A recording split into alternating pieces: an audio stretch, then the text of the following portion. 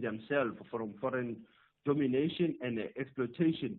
Looking at the global geopolitics of the tariffs Thulas, this is very relevant when you look at the founding fathers and mothers of OAU during that time. Hence that day, from Africa Freedom Day Thulas, the 25th of May is also known as Africa Liberation Day. That's how the base of the Organization of African Unity was formed on this day Thulas. That's the beginning of 8 African states being independent. 1963, there were almost 82. As we speak now, Thulas, we are talking of 54 African states that are still independent without Western Sahara. So this day is very important, but not many can recall this day, Thulas, because that's how history always has been erased in the minds of political historians. Asante sana, Thulas, as I said in the conversation, SAFM observing the Freedom Month. All right, thank you for that. That's Sipho Mantula there with your Africa update for this morning. At Dube Tradeport, we specialize in helping businesses grow through state-of-the-art manufacturing, infrastructure, logistics services, and international trade links. We're an advanced environment for doing business where most ambitious companies gather. If you're seeking progressive opportunities and looking to build mutually beneficial relationships, move to dubetradeport.co.za to see your business grow beyond potential. Call Thulasizwe now, 086 000 2032. Yeah, let's bring you into the conversation now. Let's hear some of the voice notes that you've been sending us. The first one talking about the Senzo Meyiwa murder trial. It was meant to get underway after a long delay yesterday, but as fate would have it, we have yet another postponement, at least until Tuesday. That's the postponement. Hi, Thulas. Hoping you well. This is Daniel. Thulas, now what came out yesterday, insofar as Senzo Meyiwa case is concerned, is very painful. Very, very painful. Right? We've been waiting for 14 years. 14 years. And remember now, justice delays, justice denied. Right? I think in the end, we have to take this case here to the highest court in Switzerland. Because I can tell you right now, Thulas, justice will never ever be served as far as this case is concerned. Yeah. This is very painful. This is very painful. Thanks, Thulas. Yeah, no, thank you for that. It is a difficult one, even to navigate, because, as you say, the delays, it has been ongoing, just the trial part of it. If you exclude even the investigation, because it took long to even have people arrested and people indicted and brought to court. Even the trial itself has really taken long. It's just that balance between the rights of the accused and the interests of justice. In navigating that, it really, really is producing quite a lot of delays. In a somewhat related matter, not really related, but, in that it comes out of the courts, we told you yesterday about the shooting that happened at the Wynberg Magistrates Court. Someone wants to weigh in on that topic. Good morning, Thulas. Thulas, I still don't think the one that it deserves in terms of the discussion in the media. I don't know if maybe we are getting used to these killings now, more especially the killings of witnesses. I mean, if the witness is not safe in the court, how about the witness that is walking in the street? It's a bit concerning that this is not a big issue. It seems like we're getting used to these things now, Thulas. Thank you. Yeah, it is scary when we start thinking that we are normalizing the abnormal. And I think I heard Kathy talking about that yesterday or the day before, lamenting that there's a sense in which we tend to normalize the abnormal. The killing of witnesses is abnormal. Witnesses accused, especially if something happens inside a court building, it is absolutely abnormal, shocking and outrageous, and we should all be outraged and be demanding that actually action be taken to secure these facilities, because at the heart of it is the criminal justice and the justice system in its entirety. It is imperiled when people feel that they are not safe even in those spaces. Ronald in Cape Town, good morning to you. You want to respond to our conversation earlier on with Professor Abel Esterhazy? Yes, good morning, Tulas. I just wanted to say that we need to be careful about Trump's, let's say, friendly treatment of countries in the Middle East and especially Russia. Yeah. I think that Trump has got a plan of further alienating China. So most of those countries, especially Russia and China, has got a good relationship. What Trump is doing now, by being friendly to Russia and supporting Russia even in the war against Ukraine, is all part and parcel of him further alienating and isolating China so that the USA can actually win or further get gains from the trade war in the world. That is just my comment I want to make, Tulas. Thank you for that, Ronald. So you believe that the bigger play is about the China as the main adversary of the United States that is being targeted by the Trump administration? 100%, Tulas. That is Trump's goal with being so friendly and supporting Russia, even in the Ukraine war as well. All right. Got to thank you for that. That's Ronald in Cape Town there weighing in. We'll make time and take more of your calls and WhatsApp voice notes throughout the show. SAFM, guiding you through the rush hour traffic. Here's one to avoid coming out of Alberton and Germiston. Stay off N12 and N3, trying to get through Elands up in towards Germiston and Bedfordshire. The road is currently closed near the cement factory. There's been a big crash there, nothing getting through. N12 is backed heavily into the R59 Reading interchange, not a congestion around that. The N3 backed heavily from Grey Avenue, and a lot of sort of congestion coming up and trying to off-ramp onto the N17. It's just really messy local routes to take you off the highways in those areas. Is full of highway diverting pressure. So out of Alberton, out of Germiston, avoid the run effectively through to Held Nason and Galulis this morning at this stage. Give yourself plenty of time to get through those busy alternative routes as well. A couple of crash scenes northwestern side of Joburg. Malabongwe, President for Sheer. A collision there, very heavy in from North Riding, and a crash coming out of Rampark Ridge on Easterhout at Rabi. So from sort of Lifestyle Bay as Nordia on your way to Randburg, it's heavy. The N1 this morning, absolutely jam-packed from 14th Avenue all the way up towards that four-ways William Mandela off-ramp. Pretoria this morning, quite heavy on Mopani Highway, coming from Theo Martins all the way down into Eskia and Pwllheli territory. Durban, wet weather, 45 mils in the last 24 hours. More rain across the course of today. Wet and slippery and dangerous conditions, so please go as early as you can. We're looking at queues on the N2 North from Toti, 20 Hill up to Prospect, and that was bad yesterday, is again this morning. Crash on the Komashu Highway near Duffs Road, causing some problems that side, and quite a heavy backlog going up to Pietermaritzburg. There's a crash between Linfield Park and Ashburton, which has got traffic backed heavily today. Cape Town, the N2, a broken down vehicle at Hospital Bend's being cleared, but it's left a big backlog of traffic from the airport. Roadworks on the N7 south at Goodwood still there. The queues are building nicely into that again. And a crash on the N1 outbound, leaving Cape Town at Okavango Road. That's pushing a queue back towards the Old Oak Road exit in the Belleville area. Rob Byrne, SAFM Traffic. The Toffees want to convert pressure to pleasure by claiming maximum points against the reigning champions. To put Everton level, he certainly does. No mistake. Beautifully done by Iliman Andai. But the citizens are not interested in any outcome but victory. And there's Grealish, and inside 2 minutes, City are in front. And Jack Grealish, his first Premier League. This is the Premier League. Witness the mouth-watering clash between Everton FC and Manchester City FC on Saturday 19 April at 3:30 p.m. live on S3. Also available at your fingertips on SABC Plus. Proudly brought to you by SABC Sport. For the love of the game.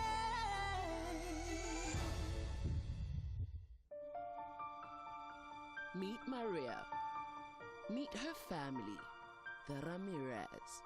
One wrong step and they will have you swimming with the fishes. Meet Amadeo, a trained lawyer and member of the rival business clan, the Mateus. The two fall in love and Maria's dreams of a happily ever after change when Madeo is murdered at their wedding. Their daughter, Jo, despises her mother's humble beginnings and will do anything to steal all of Maria's fortune.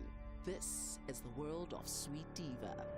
Airs weekdays at 4:30 p.m. only on S3. Open up. Thulasizwe Simelane on SAFM. So let's return to a story we covered yesterday somewhat. In the heart of Gauteng's Mfuleni municipality, communities like Palm Springs, Everton and small farms are drowning, figuratively at least, in raw sewage. The stench of human waste permeates the air, crumbling infrastructure blights the landscape, and pleas for help echo across communities as residents grapple with life-threatening conditions in what experts are calling a national emergency. Let's speak to Dr. Msizi Mieza, who is the CEO of the Council for the Built Environment. Doc, good morning, and thank you for joining me this morning.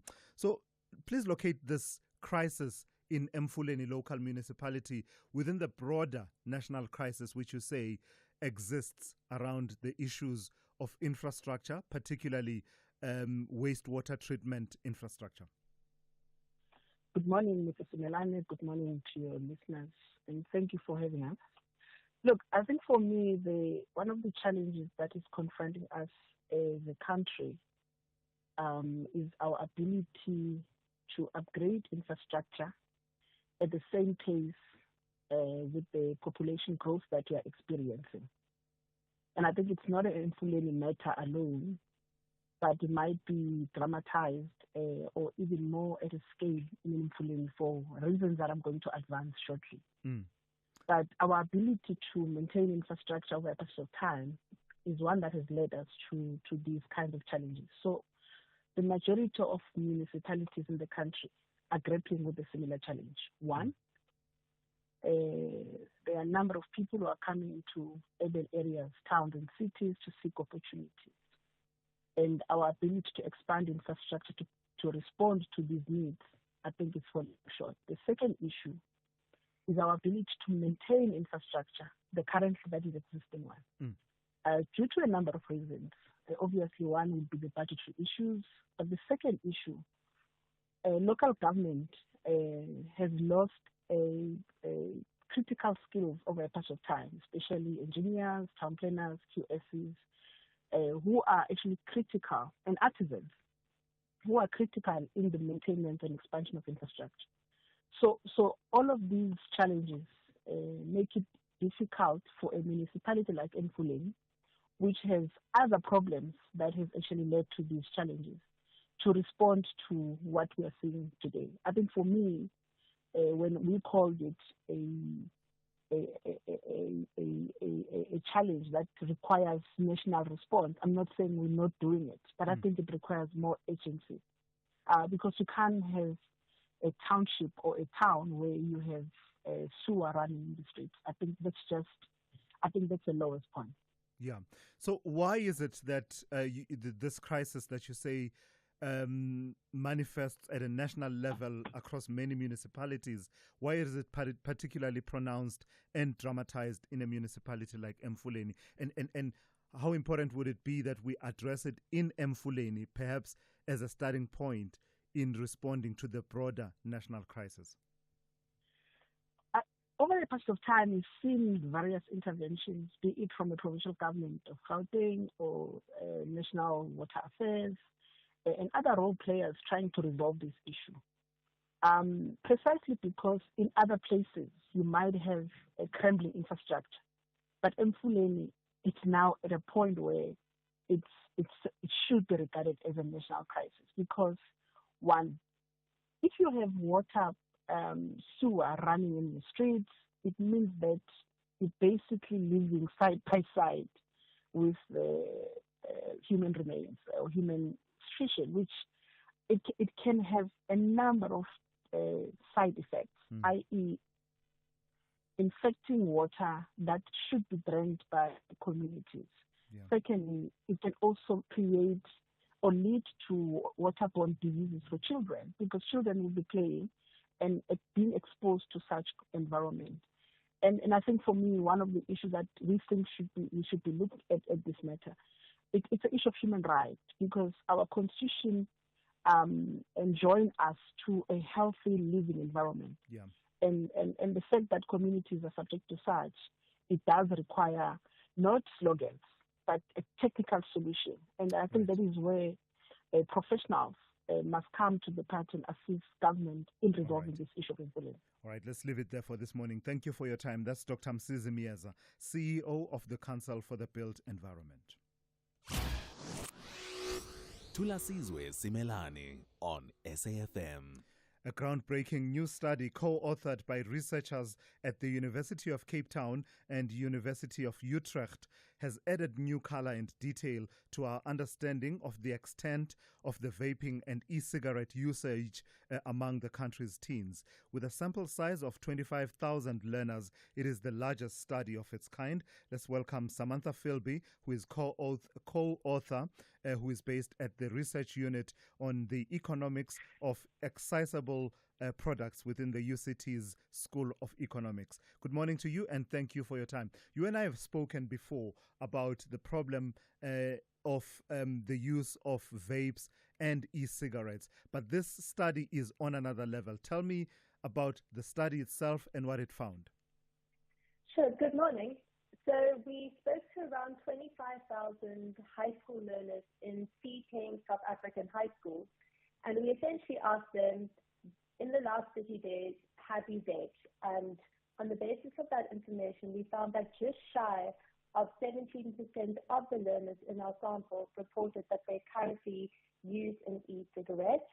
Moreover, not just the usage rates among the learners we observed, but also when we asked learners about the nature of their vaping behavior, we found some quite startling statistics. For example, 88% of the learners in our sample reported that they used a vape containing nicotine, and also about 47% of the learners who vaped reported that they vaped within the first hour of waking up.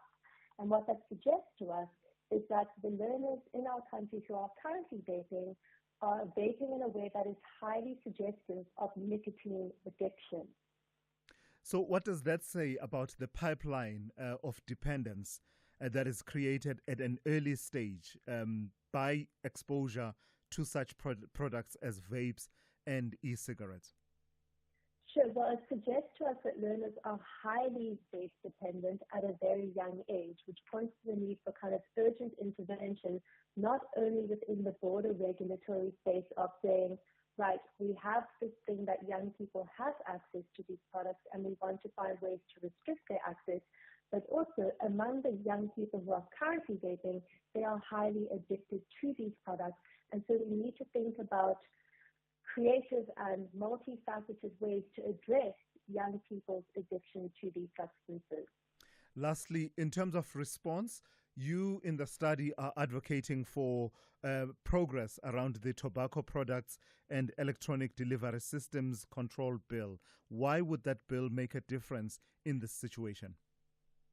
Sure. We think our research strongly supports adoption and implementation of this bill because it will firstly ensure that vapes cannot be sold near schools or online. It will also restrict vape advertising and marketing, which will aid with the de-glamorization of vaping among people, which is critical for reducing the general curiosity that leads many young people to begin in the first place. We ask young people, if you vape, why did you start? And notions of general curiosity, curious about the flavors, wanting to do it because my friends do it, were critical. So truly, they will be essential for restricting young people's access, but also debunking the myth that vaping is safe by imposing much-needed regulation on the marketing and advertising of these products in a way that targets our youth. All right, I've got to thank you for your time and your insights this morning. That's Samantha Philby, who is co-author of this research report that we're talking about and is based in the research unit on the economics of excisable products within the UCT's School of Economics. Let's check in now with N. Musa with the latest news. Outsurance will go out of their way to try and save you money on your car insurance. If they can't, ask for 500 Rand. SMS out to 30754. Now that's good news.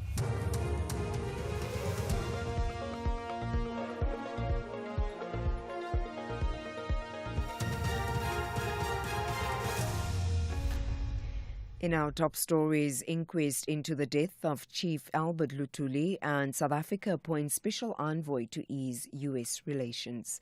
Good morning. The High Court in Pietermaritzburg has heard the original 1967 inquest into the death of anti-apartheid activist Chief Albert Luthuli did not have any images of the crime scene or post-mortem photographs. The court has reopened the inquest into the death of the former ANC president. Official reports suggest he was struck by a train. However, the first witness called to the stand, Captain Kgodisamang Khamanyane, who began his investigations into Luthuli's death in 2019, revealed the original inquest record did not have any images of the crime scene or the post-mortem results.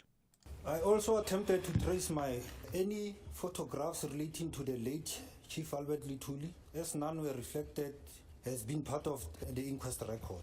I was looking specifically for the crime scene or post-mortem photographs without any success. It means there were no photographs of the post-mortem was attached to this.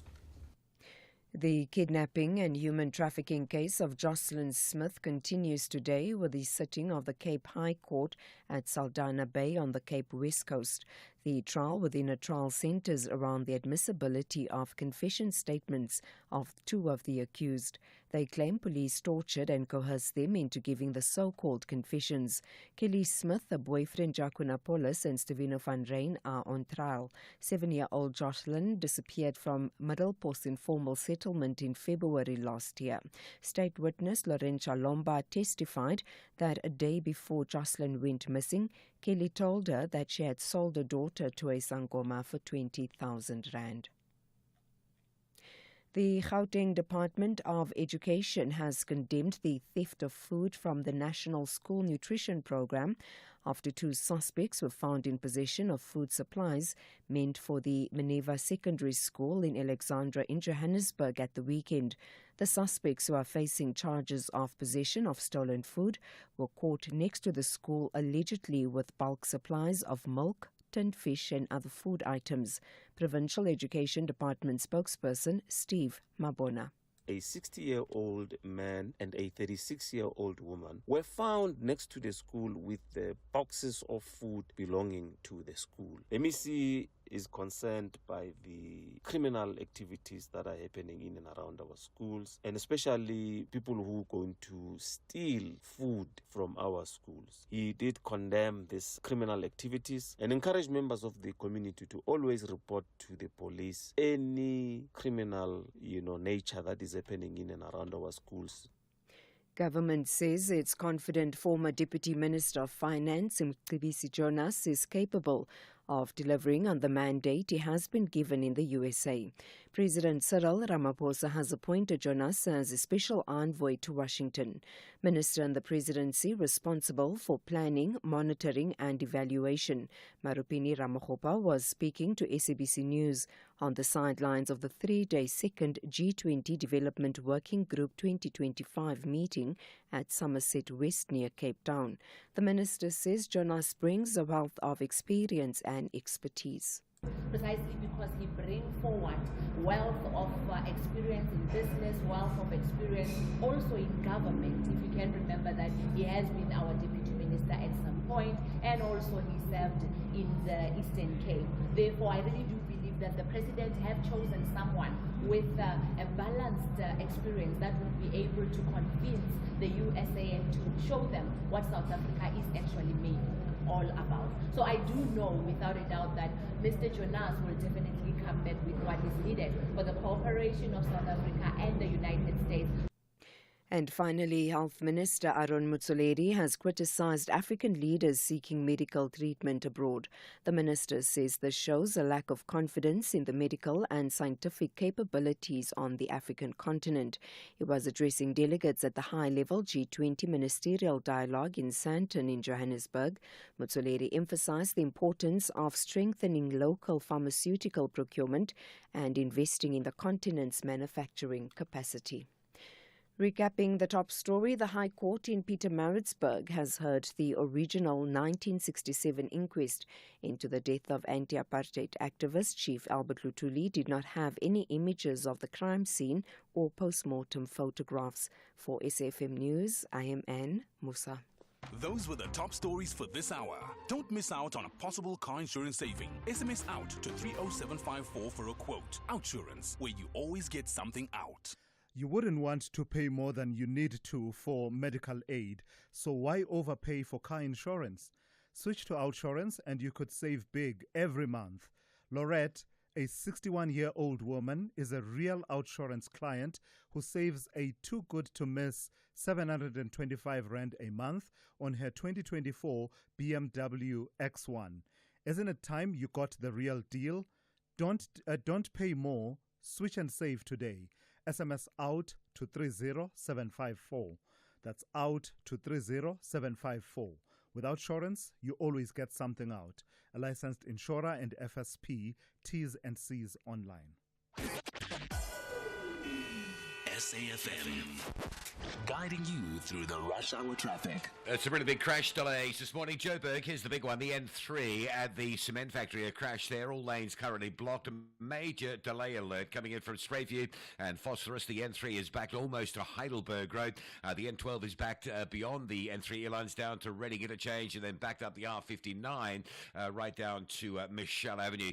So the highways are really heavily backed up into that closure at cement factory, and all the sort of side and alternative routes are absolutely jam-packed as well. N1, pretty busy today, 14th Avenue, all the way around towards the William Mandela off-ramp. There's the breakdown before you get to the four-ways exit, which is causing that delay. Major queuing, traffic on your way to Pietermaritzburg, having left Durban. Truck crash recovery underway at Ashburton. The queue back through Linfield Park and working back towards Umlas Road as well. N2, northbound approaching Mpangeni, closed between Issakhawini and the R34 exit. That's for truck crash recovery. And if you're heading out of Cape Town, there's been a pedestrian crash on the N1 by Okavango Road at Brackenfell. The N1's all the way back through to Old Oak Road in Belleville. Behind that, the R300 is queuing up from Bottler Road towards that N1 outbound. Some problems getting off the R300. You're basically turning into that traffic and straight into that crash scene. Rob Byrne, SAFM Traffic.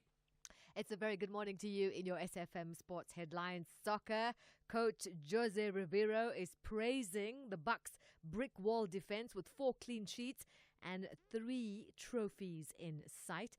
And we also go to rugby, and it's women's rugby as we have the Springbok women. They beat Spain the last time, so they're looking forward to doing it again. We'll have details just before 7:30.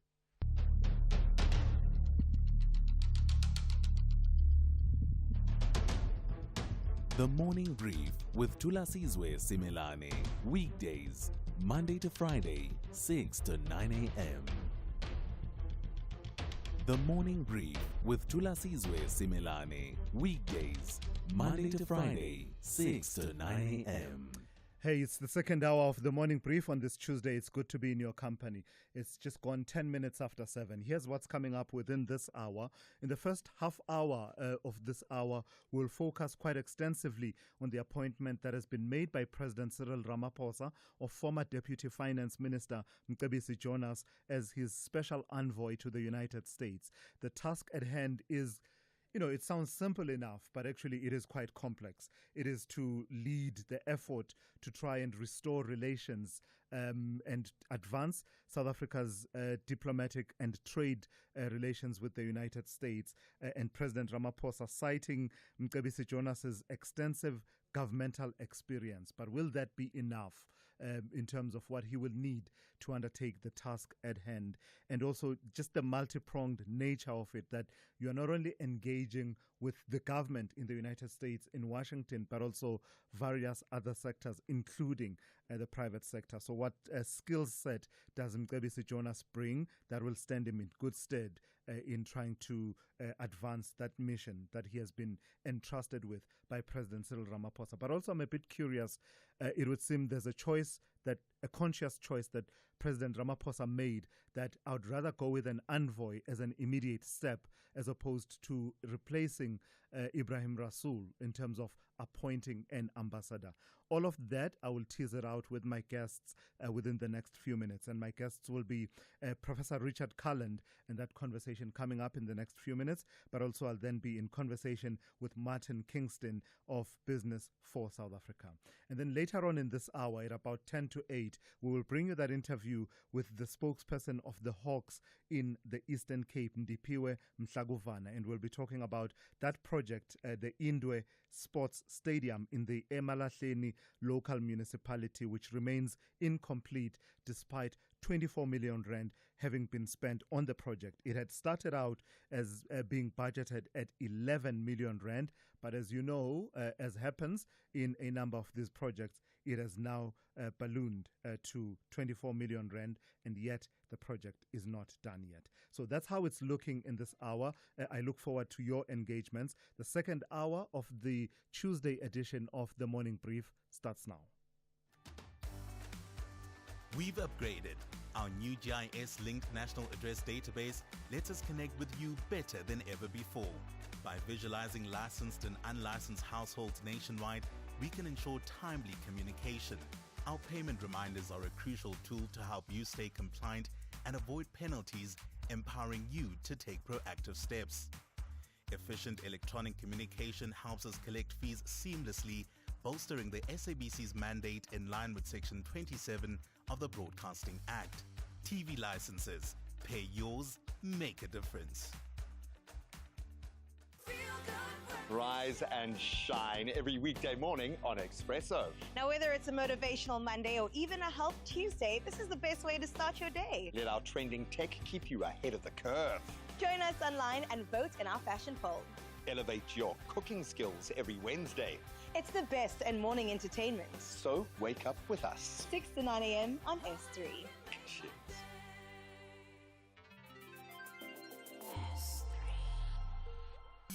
You are listening to the Morning Brief with Thulasizwe Simelane. So let's jump right into this story then. President Cyril Ramaphosa has appointed former Deputy Finance Minister Mcebisi Jonas as the country's special envoy to the United States, tasking him with mending strained diplomatic relations and promoting bilateral cooperation. The announcement is set to bolster efforts to repair ties between the two countries following the abrupt expulsion by the Trump administration of former Ambassador Ibrahim Rasool, as well as Trump's consistent peddling of disinformation about race relations in this country and South Africa's land reform policies.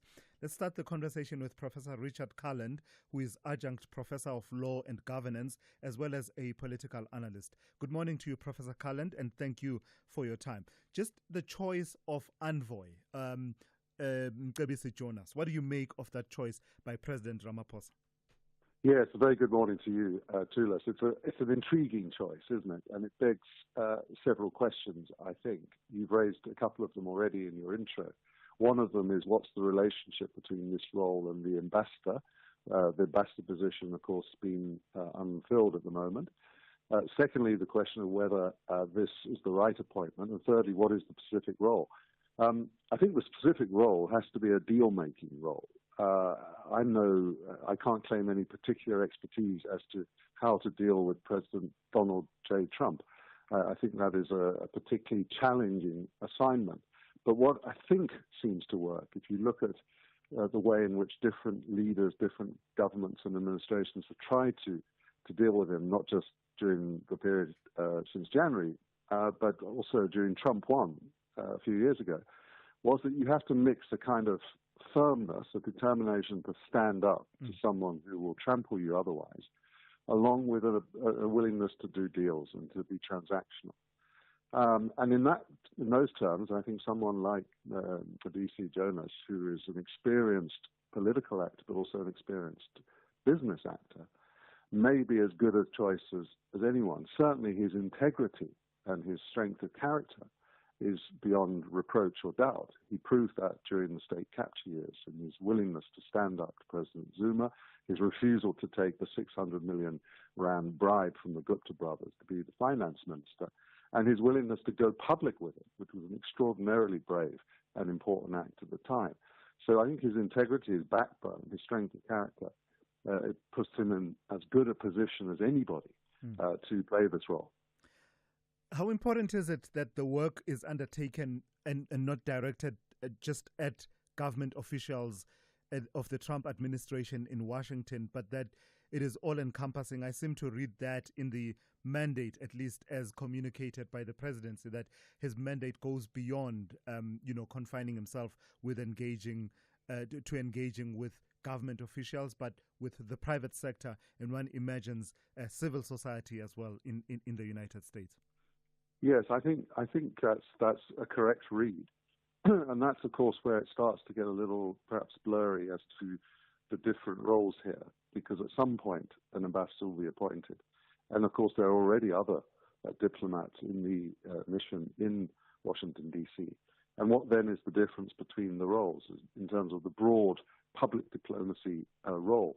But clearly, one way or another, South Africa has to build bridges. It has to engage a range of stakeholders and actors in the American circumference in order to persuade them that we are a serious actor, that we're not what we are being claimed to be in terms of the accusations, entirely unjustified accusations that have been made against South Africa, and also to defend the trading relationship. And I think if one reads, for example, the article of Parks Tower in the Sunday press, where he put very strongly the argument for why this is a strong trading relationship in both directions and one that needs to be preserved, I think economic diplomacy is going to be critical across a range of actors.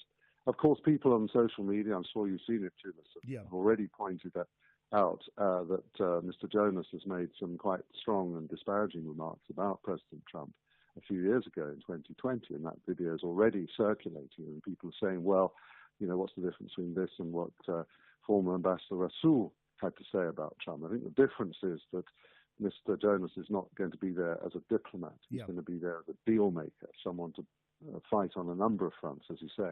Yeah. Now that you mentioned that point, Richard, let me also point out that there's, in the same talk where those comments came from, there's something else that I observed that I suspect balances, and I'm not necessarily saying that this will make him acceptable, but I'm wondering to what extent do shared views, it seems to be, and it's a strange one to say, shared views between Mcebisi Jonas and Donald Trump. Hear me out. It's about the global system of trade. In the same lecture that he delivered that has now come under focus, Mcebisi Jonas makes the point, which in a way I suspect maybe something that the Trump administration may want to hear, about returning, saying that we can't afford to return to a hyper-globalization, which according to Mcebisi Jonas has disproportionately benefited China. So I'm wondering to what extent do views like those help to at least start a conversation, if not at the highest level, but at some rungs of the Trump administration and associates? Well, that may give Mr. Jonas something to work with, certainly. And I think that indeed, if one wants to look at cause and not effect, the kind of geopolitical uncertainty and turbulence that we are all facing at the moment is to a large extent due to the weaknesses and the flaws in that globalization that has occurred over the last 20 or more years, that it's left people behind, that it's sowed the seeds for the kind of rise of populism and indeed now fascism in different places around the world. That needs to be confronted. And of course, if bridges can be built to build a new alliance or set of alliances to confront that and to build a new global system of governance and trade, then that's a good thing. However, I do think that's quite a sophisticated argument, and I do think that it's also, I'm sure Mr. Jonas is coming from it from a progressive perspective. I'm not sure that's a values approach that Mr. Trump necessarily shares. So, yeah, a great deal of work is going to have to be done. It's going to be a difficult assignment, as Mr. Jonas himself acknowledged in accepting the role. Yeah. All right. Thank you for that. That's Professor Richard Cullen, who is adjunct professor of law and governance and also a political analyst, weighing in there on the announcement by President Ramaphosa that he is appointing Mcebisi Jonas as his special envoy to the United States. Let's continue with that conversation. I'm joined now by Martin Kingston, who is the chairperson of the Steering Committee of Business for South Africa. Good morning to you, and thank you for your time. So let me start with a broad question. Yeah, a broad question. The appointment of Mcebisi Jonas coming at the time that it does amid these tensions between South Africa and the United States, the expulsion of former Ambassador Ibrahim Rasool, and the continued onslaught from time to time from the Trump administration. The right man for the job? Well, there's no doubt that we need a special envoy, and the president has demonstrated quite clearly his commitment to a reset of the relationship with the United States. And I would argue that that is absolutely crucial at this moment in time when, as you will know, Thulasizwe, jobs is our primary focus as a country, and the partnership between business and government underscores that critical issue. And the United States is a key trading and investment partner, let alone the broader influence that it has around the world. And Thulasizwe is a highly respected both politician and now businessman in his capacity as chair of MTN. We found him to be thoughtful and progressive. I don't believe that he has any illusions as to the challenges that lie ahead. And I believe that we need to sort of moderate our expectations as to how long it will take to reset the relationship. But certainly the fact that the president has identified him and committed himself as the president to both reset the relationship and utilizing a special envoy to facilitate that outcome, we welcome very clearly. So one of the things that other countries also engaged in similar efforts to try and have a meaningful engagement with the Trump administration, part of what they've been saying is the difficulty of, getting audience with anyone of significance within the Trump administration, ending up dealing with lobby groups at various levels whose level of access and influence you can never really ascertain. How do you believe Mcebisi Jonas will be able to navigate that particular space? Well, I think actually there are two spaces that need to be navigated. One, as you say, is accessing, key decision makers in the Trump administration. That might be President Trump himself. And you're absolutely correct that although there are many people who might influence decisions at a lower level and might give recommendations, ultimately, I think we all know where those decisions are taken, and the president has been very clear in some of his views, which we could perceive as being hostile at the moment to South Africa. We need to reset that relationship at a president-to-president level. And again, as I said, we're going to have to recognize that it'll take some time to ensure that we are engaging, when I say we as a country, in support of the special envoy in many of those relationships across both the political spectrum as well as those who have influence, but ultimately the key decision makers. But by the same token, the special envoy has to ensure that the package of measures that are delivered are acceptable to South Africa, reinforce South Africa's both sovereignty and its opportunity to exploit the relationship for mutual benefit. And selling that in South Africa is not going to be straightforward either. I think we're all aware of the fact that there are some key geopolitical considerations which at a government-to-government level will need to be resolved over and above primarily the trade and investment relationships. And we know that the language of engagement now is constructing a deal. It's not a single transaction. It's a number of initiatives which collectively can move the dial in the context of the relationship in a material and progressive and positive manner. And I think that will cover not only trade, and we've seen what is happening in the context of tariffs generally around the world, but also investment, let alone new areas of collaboration and cooperation. Is it inevitable, as a parting shot, Martin, that Mcebisi Jonas must carry also as a mandate deal-making in the sense that was revealed by President Ramaphosa when he first outlined his intention to appoint a special envoy during that session in Parliament, where he talked about the advice that they've been receiving, that the approach of Donald Trump is transactional and therefore they would need to go to Washington with a deal in hand, offer something in exchange for this normalization? Is that inevitable, that's going to be layered to Mcebisi Jonas's mandate?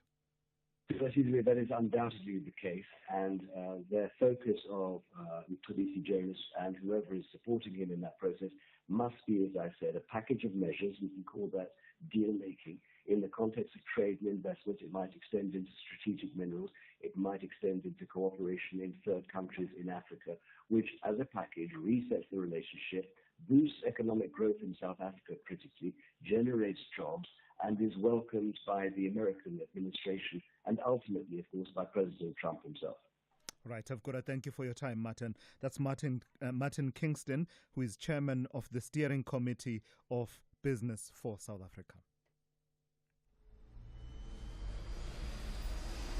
Switch to stream with SABC Plus. No subscription fees. Stream anywhere, anytime.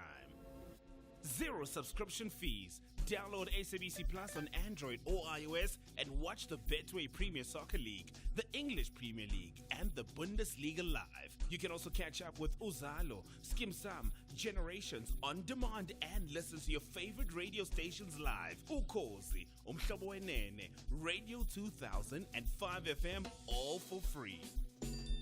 Switch to stream with SABC Plus now. No subscription fees. Stream anywhere, anytime with SABC Plus.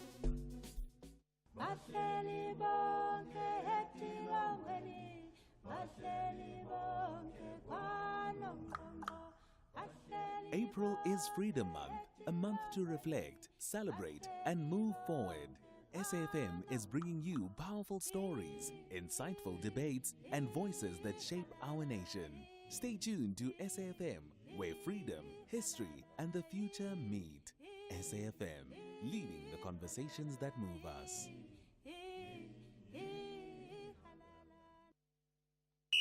This is SAFM Sport with Zai Khan.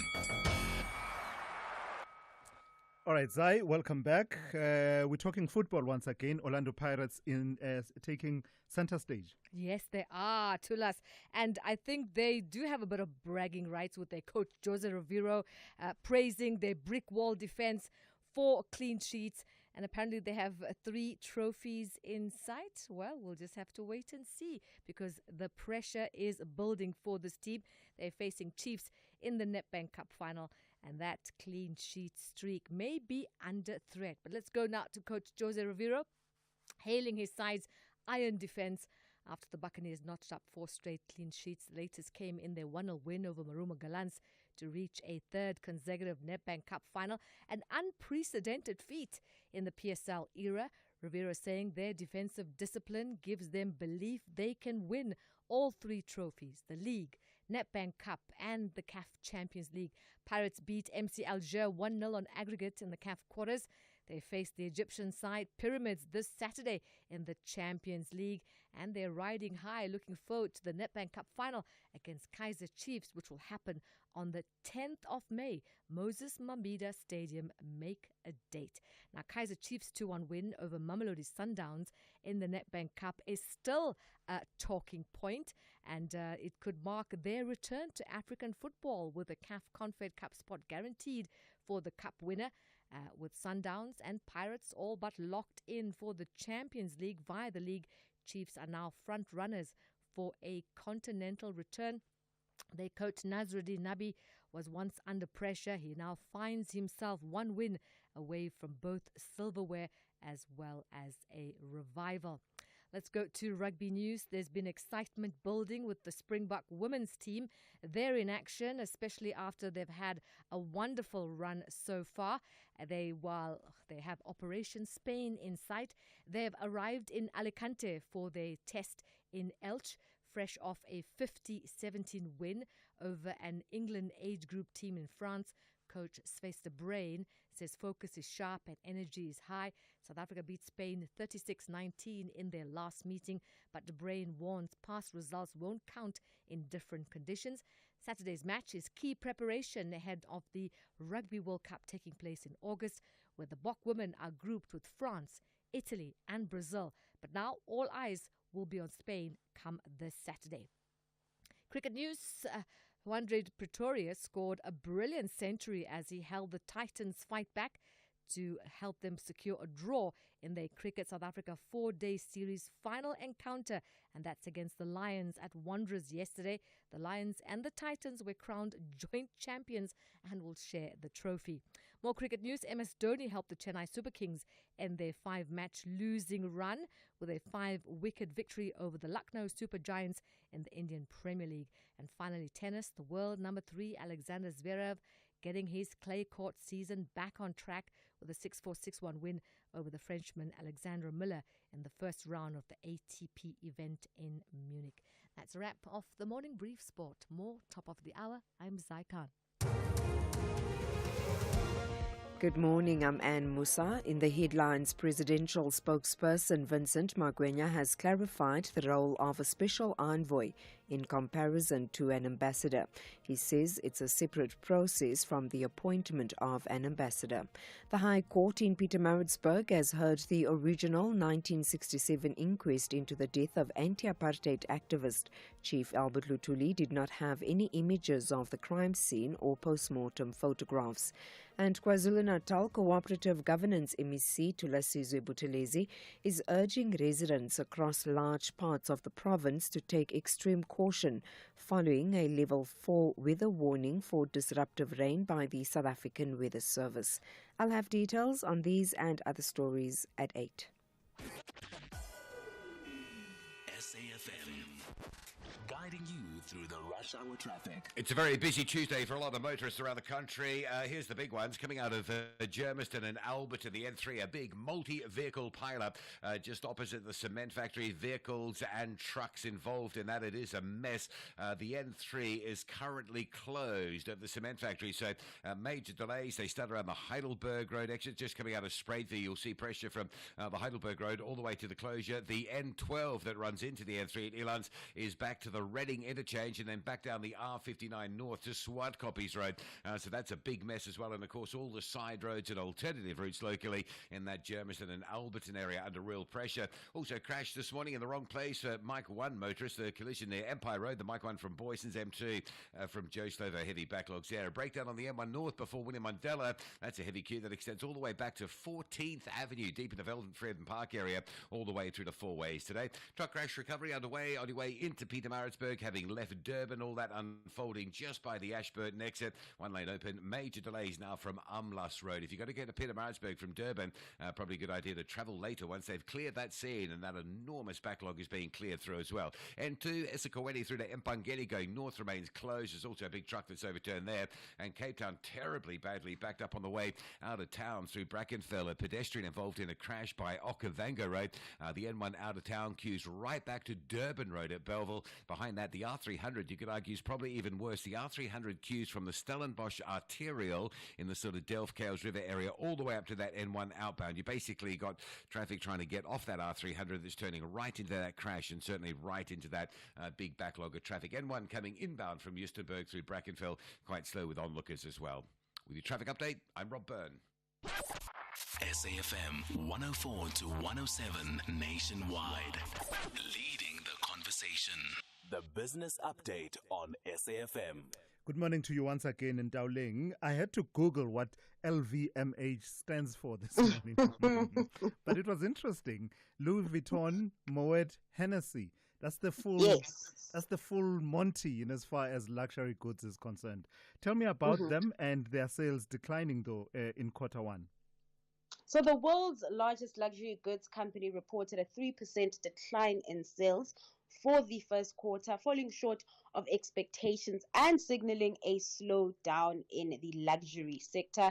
Now, the company's sales growth had been expected to reach 2% during the period, following a 1% increase in the fourth quarter.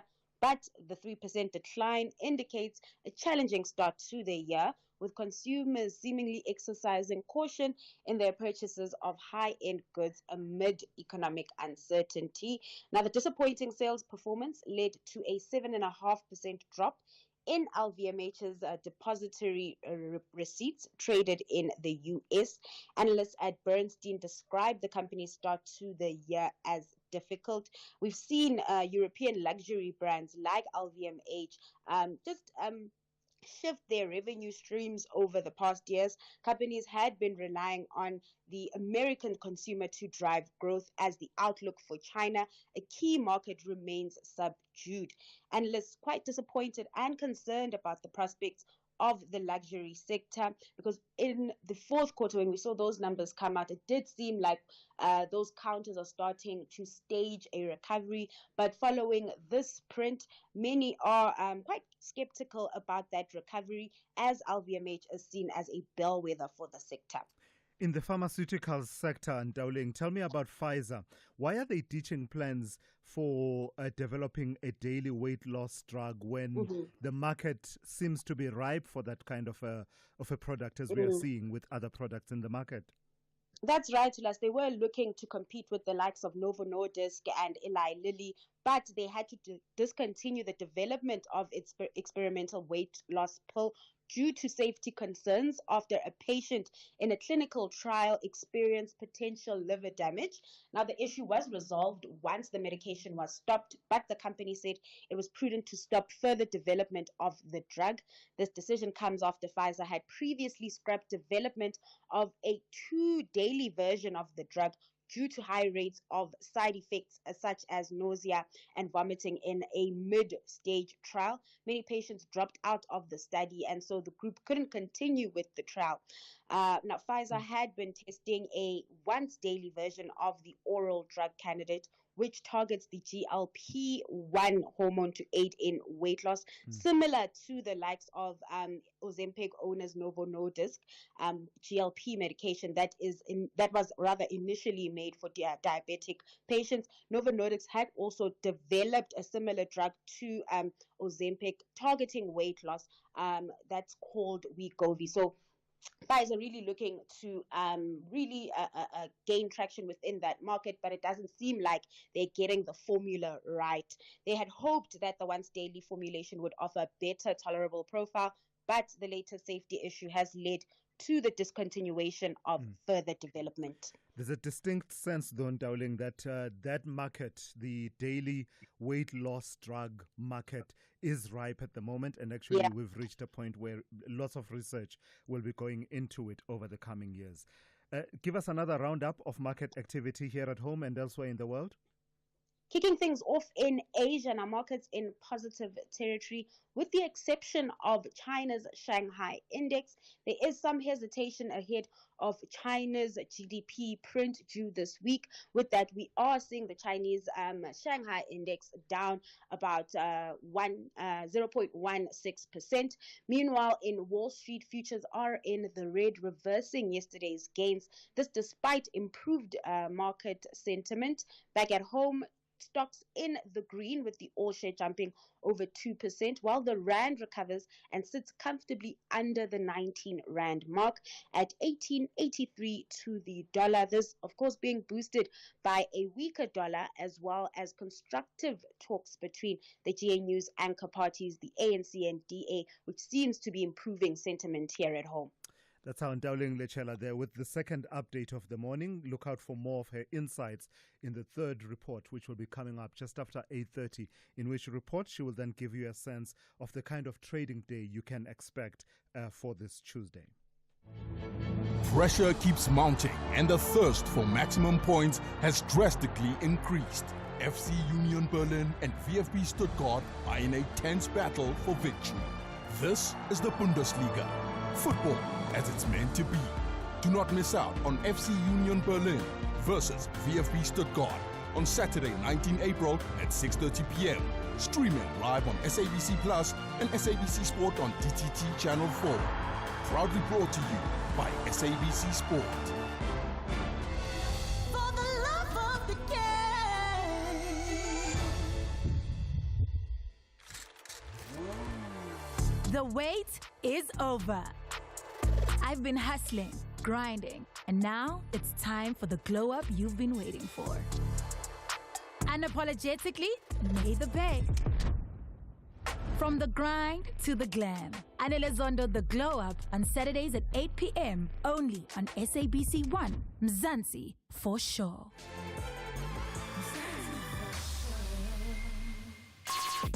Call Thulasizwe now, 086 000 2032.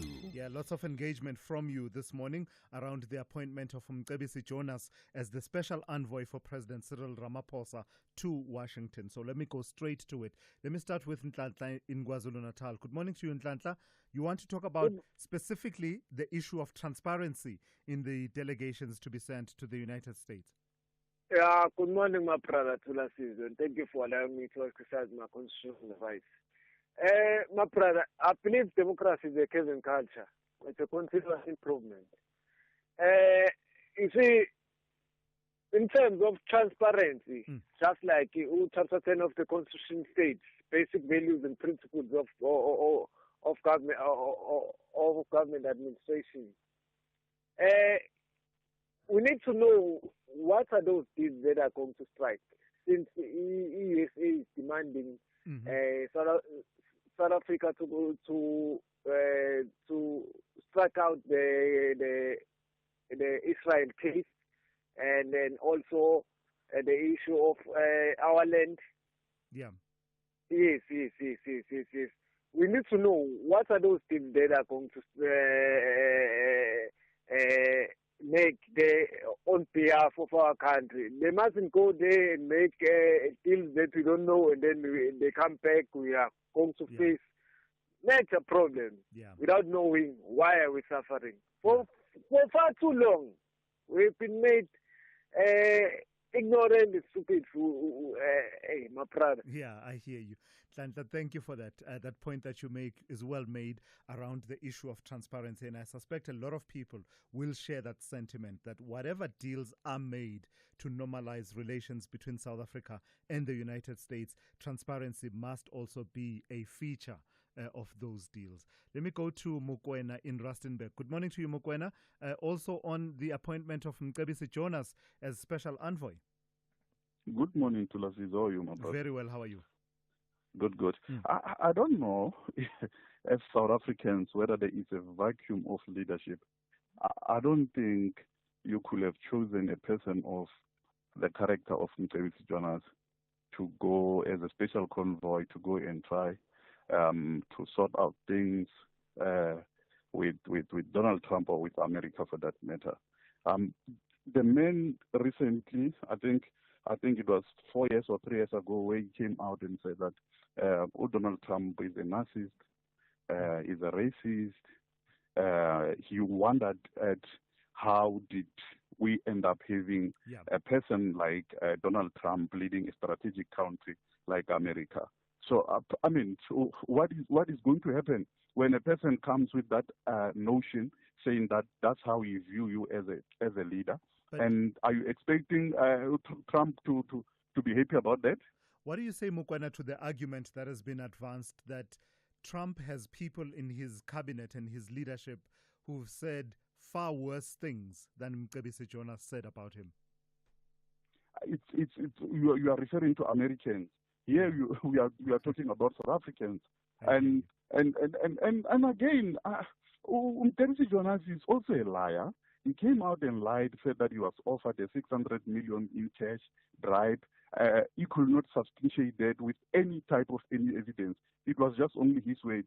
And all these guys, they are coming out there saying that no, Mcebisi Jonas refused. What evidence did you want? What evidence did you want him to present? Did you believe that a bribe of 600 million rand would be put in writing so that you can have a contract that says here's the contract? You don't have to do that. You don't have to do that. You play along. When you see that corruption is taking place, you play along so that you should gather evidence. But you just can't. So now we must just come here and say that indeed Thulasizwe is saying that he's a millionaire without us seeing an evidence.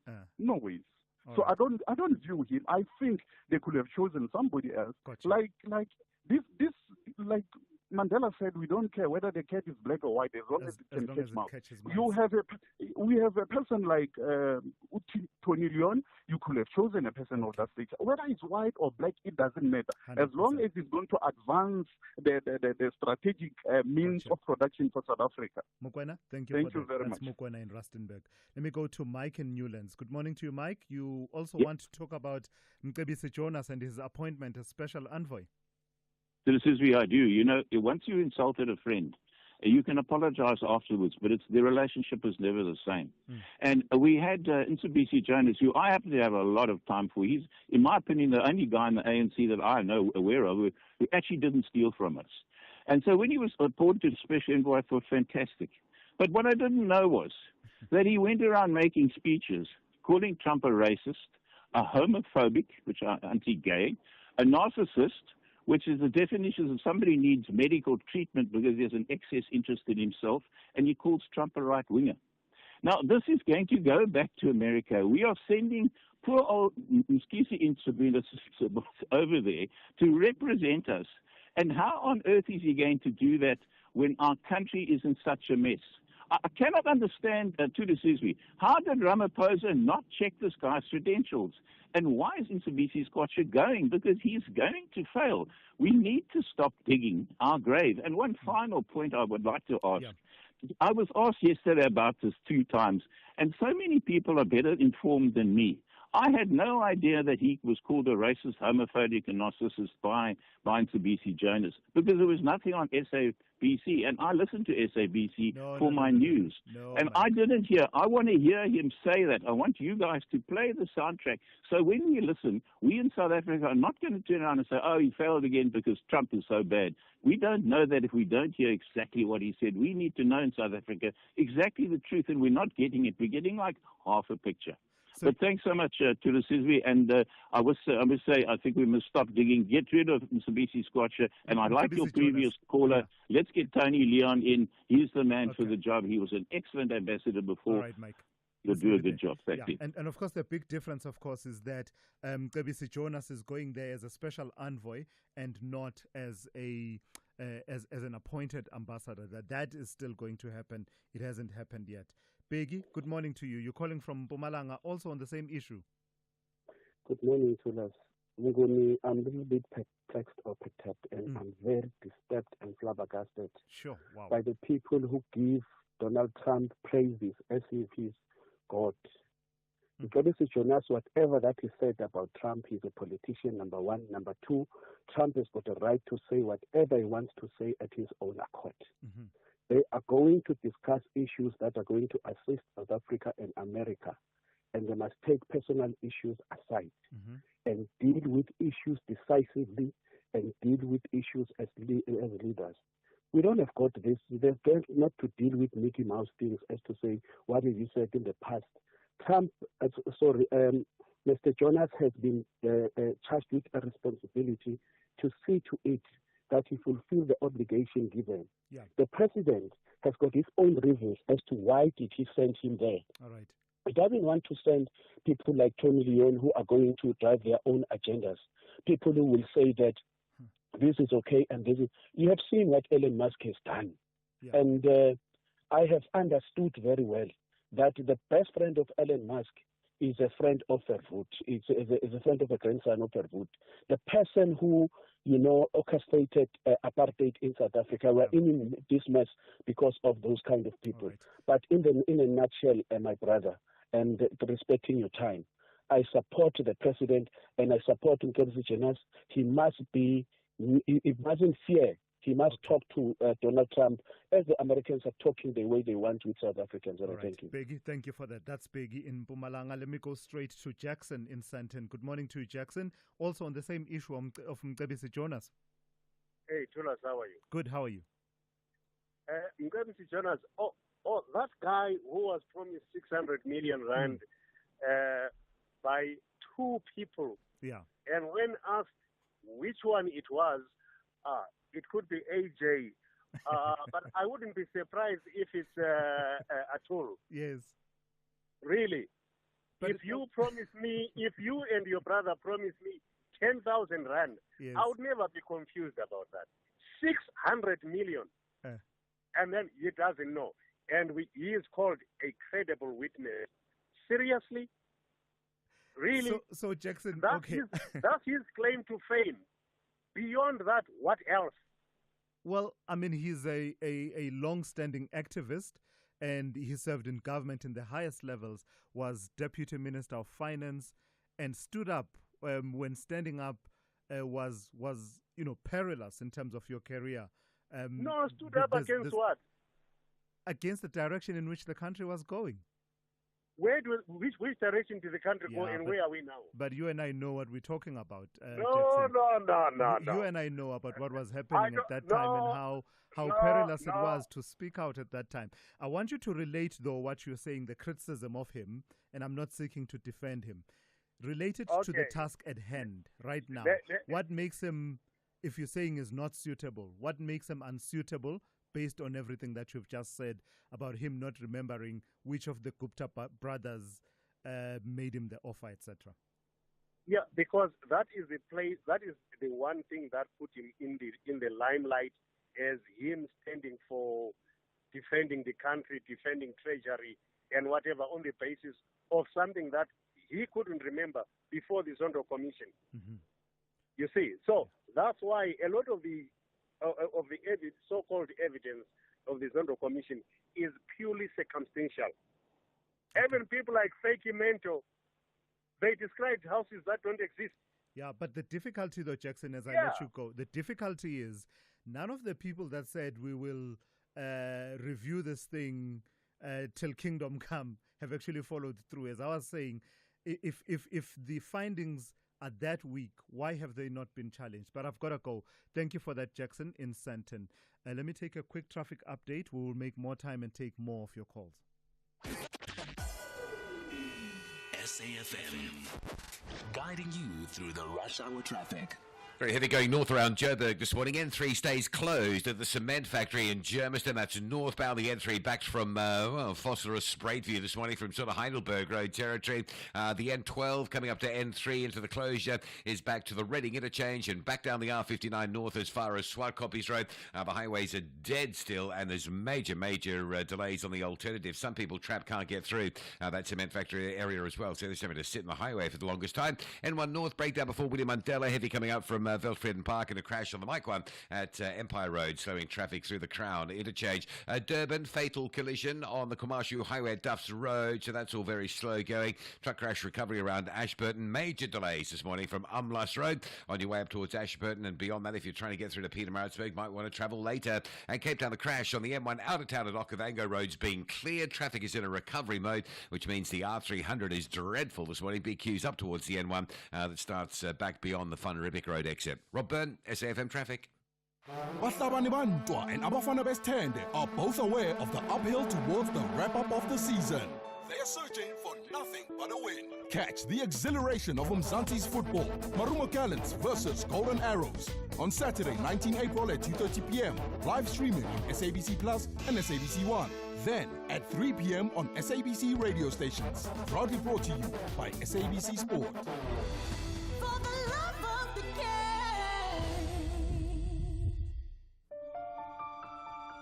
Meet Maria. Meet her family, the Ramirez. One wrong step and they will have you swimming with the fishes. Meet Amadeo, a trained lawyer and member of the rival business clan, the Mateus. The two fall in love and Maria's dreams of a happily ever after change when Madeo is murdered at their wedding. Their daughter, Jo, despises her mother's humble beginnings and will do anything to steal all of Maria's fortune. This is the world of Sweet Diva. Airs weekdays at 4:30 p.m. only on S3. Open up. You wouldn't want to pay more than you need to for medical aid, so why overpay for car insurance? Switch to Outsurance and you could save big every month. Lorette, a 61-year-old woman, is a real Outsurance client who saves a too-good-to-miss 725 Rand a month on her 2024 BMW X1. Isn't it time you got the real deal? Don't pay more. Switch and save today. SMS out to 30754. That's out to 30754. With Outsurance, you always get something out. A licensed insurer and FSP, T's and C's online.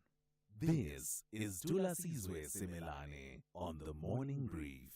5 minutes to 8. 7 years after construction began, the Indwe Sports Stadium in the Emalahleni local municipality remains incomplete, despite nearly 24 million rand spent on the project.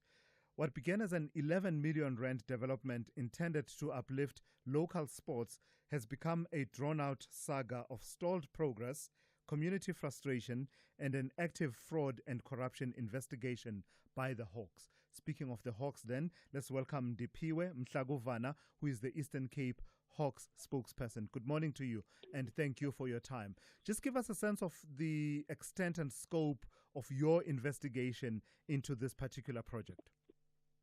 Thank you very much, Thulasizwe, and the listeners of SAFM. Thank you for having me this morning. The Hawks, we can confirm that currently we are investigating fraud and corruption allegations on the above-mentioned Emalahleni saga. As you have mentioned, Thulasizwe, the matter was reported to us as the Eastern Cape of the Hawks in September 2023. Then we started to investigate the tender that was awarded specifically for manufacturing or building up of a stadium at Indwe, Emalahleni. Then after the matter was reported to us, we started our investigation. At the moment, Thulasizwe and the listeners, our investigation is at advanced stage. We are very happy with the progress, hoping and anticipating for the better result. What is your investigation telling you? Because you're saying it's a fraud and corruption investigation, and I'm not seeking to have you, prosecute your case on air, but I am seeking to understand whether it's pointing to prima facie evidence of wrongdoing with regard to those allegations. Yes, correct. The fact is that Thulasizwe and the listeners, the matter was reported to. And then firstly, when the matter is reported to us, it starts with an inquiry. Then immediately when there is a prima facie or there is a direction, we start now to register a case. At the moment, as I'm telling you now, and the listeners, it's a case that has been opened, and we are investigating those allegations. The allegations are telling us that when we visited the stadium, we found that the stadium has not yet been built. Yet there is this amount that has been already paid. As you have said, that it's nearly 24 million that we are talking about. Therefore, when we checked and proceeded with our investigation, we have discovered that only the poles that are in the stadium. Hence, we are continuing with our investigation, and yet we do not want to divulge more information because the matter is still sensitive and is under investigation. Absolutely understandable. But which of the contracts is particularly under your focus?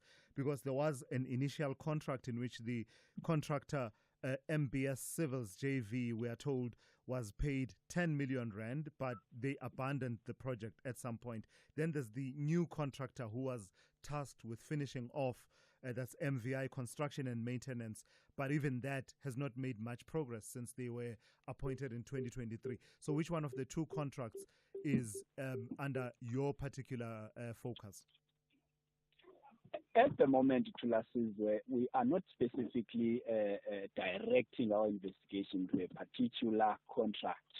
As you have mentioned, that there are two contracts that have been already paid, and the other one is continuing with the work. As you have said, that it's on and off. Our investigation is very complex. Therefore, we are not specifically directing our investigation to a particular contract. But the bottom line of the matter is we are investigating the saga of a particular stadium that was meant to be built. Can we expect you to be making arrests anytime soon? At the moment, we won't be able to divulge such information. As I have said, that Thulasizwe, the matter is at advanced stage. Definitely, when there are developments, we will come and explain it to you guys. Gotcha. All right, thank you for that. That's Ndipiwe Mhlagovana, who is the Eastern Cape's Hawks spokesperson. That brings us to 8 a.m. and Musa on standby with your latest news.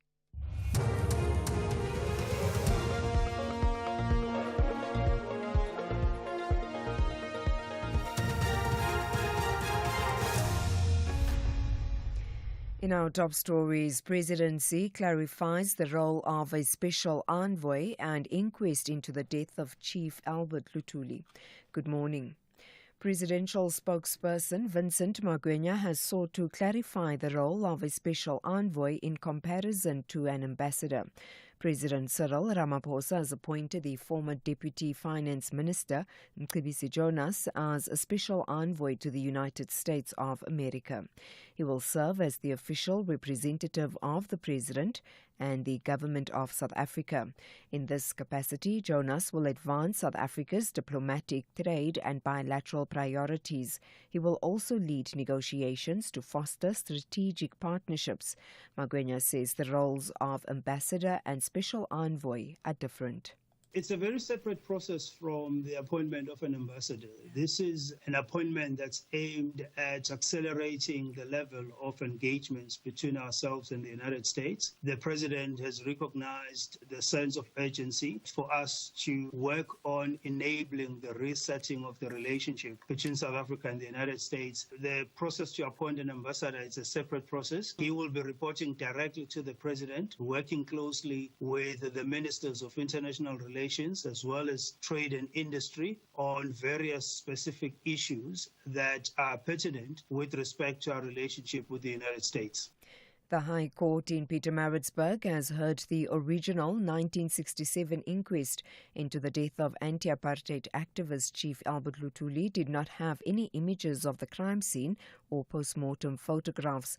The court has reopened the inquest into the death of the former ANC president.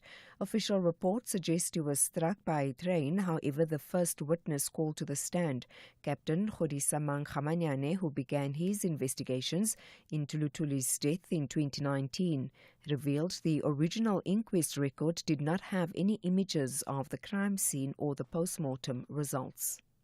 I also attempted to trace any photographs relating to the late Chief Albert Luthuli, as none were reflected, has been part of the inquest record.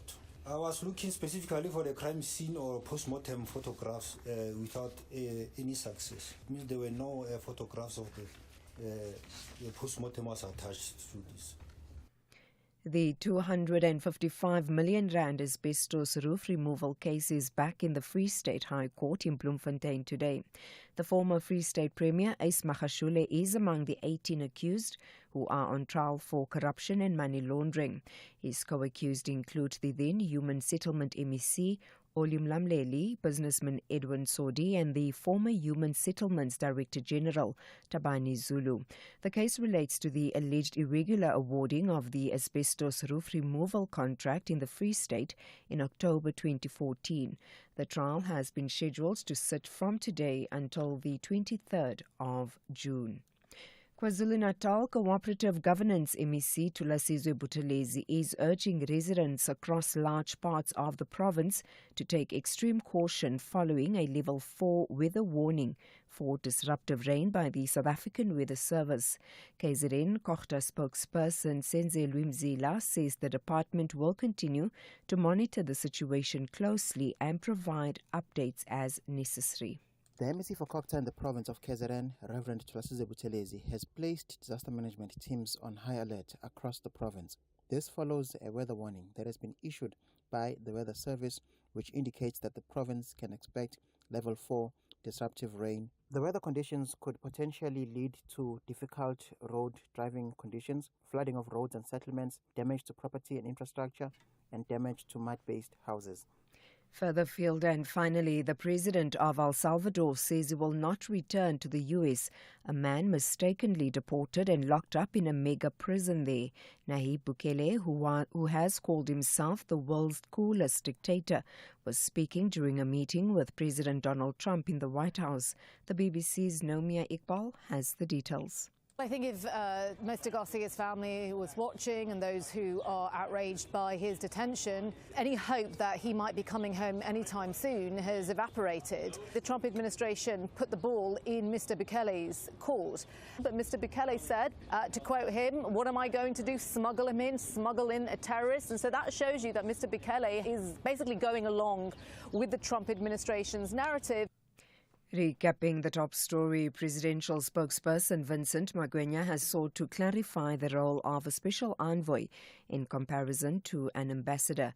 President Cyril Ramaphosa has appointed former Deputy Finance Minister Mcebisi Jonas as a special envoy to the United States of America. For SAFM News, I am Anne Musa. SAFM, guiding you through the rush hour traffic.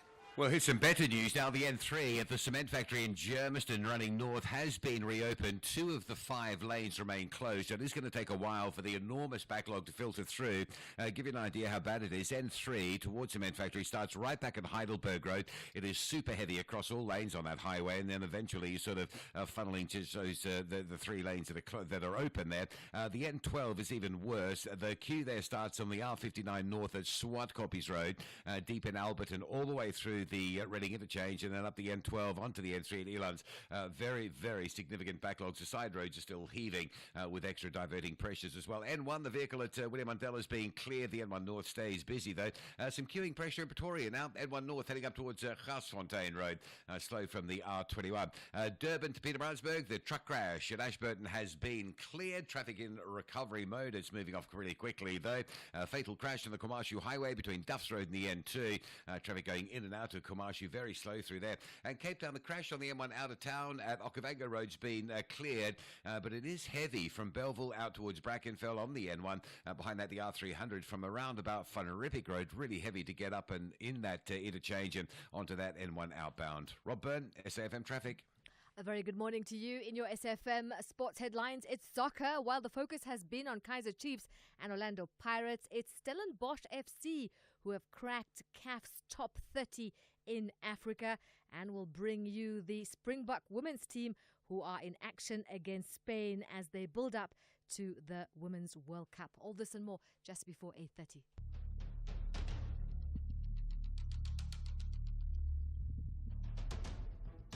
The Morning Brief with Thulasizwe Simelane.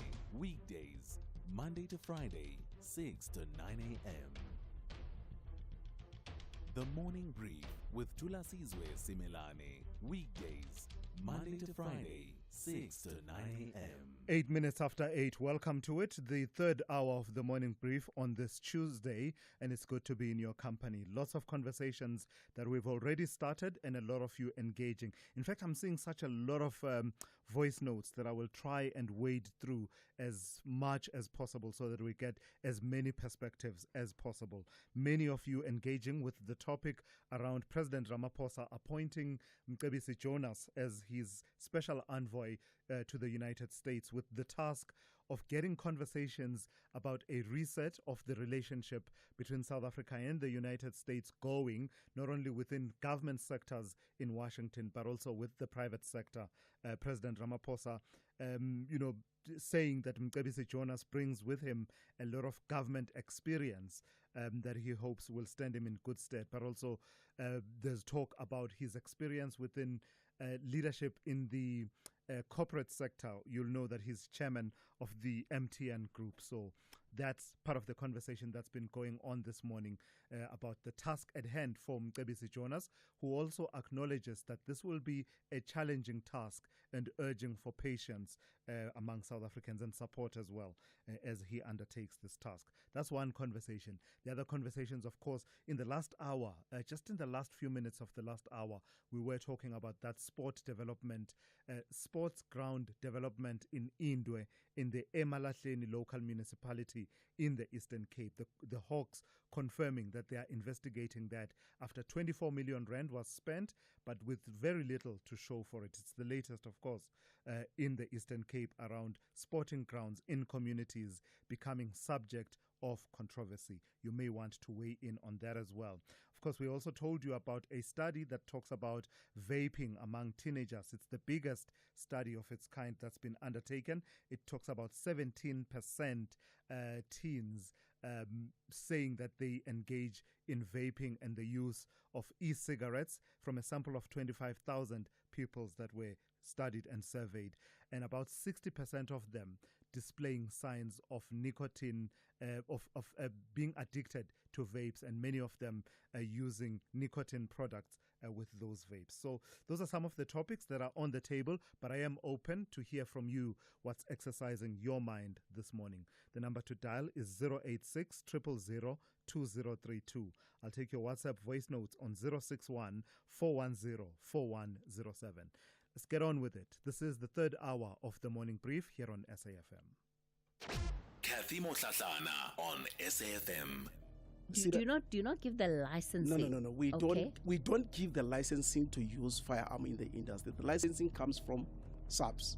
But one of the requirements is that if you are to apply for guns or gun licensing at SAPS, you need to be registered with CIRA and have a company. And there are other requirements to say the people who are going to use those firearms must have firearm competencies. They must be CIRA registered. They must have been trained. Yes, but once the police see your certification of a company, yes, they freely then issue the firearm license. They don't freely issue the firearm license. They have their requirements on their part. Okay. They need to know where those firearms are going to be kept. Ali Malesa, who is the manager for complaints at the private security industry. The Talking Point with Kathy Motlatlana. Weekdays, 9 a.m. till midday. Missed it? Find the podcast at safm.co.za. Thulasizwe Simelane on The Morning Brief. Weekdays, Monday to Friday, 6 to 9 a.m. Let's focus on health matters for a moment. Tuberculosis, TB, remains a leading global health threat, but diagnosing it, especially in children and people living with HIV, remains a challenge. The standard diagnostic tool, the sputum test, is invasive and difficult for many patients to comply with. Now, researchers are turning to a promising alternative, the humble tongue swab. To tell us a bit more about this change and new development is Professor Yogan Pillay, who is the Director for HIV and TB Delivery at the Bill and Melinda Gates Foundation. Prof, good morning and thank you for your time. Diagnostics in as far as TB goes, how does it work, and how does this new tongue swab approach change the game in terms of the ease with which diagnostics can be carried out? Thanks very much, and good morning to your listeners as well. Yes, no, you're absolutely right in your introduction that, for the longest time we've been collecting sputum.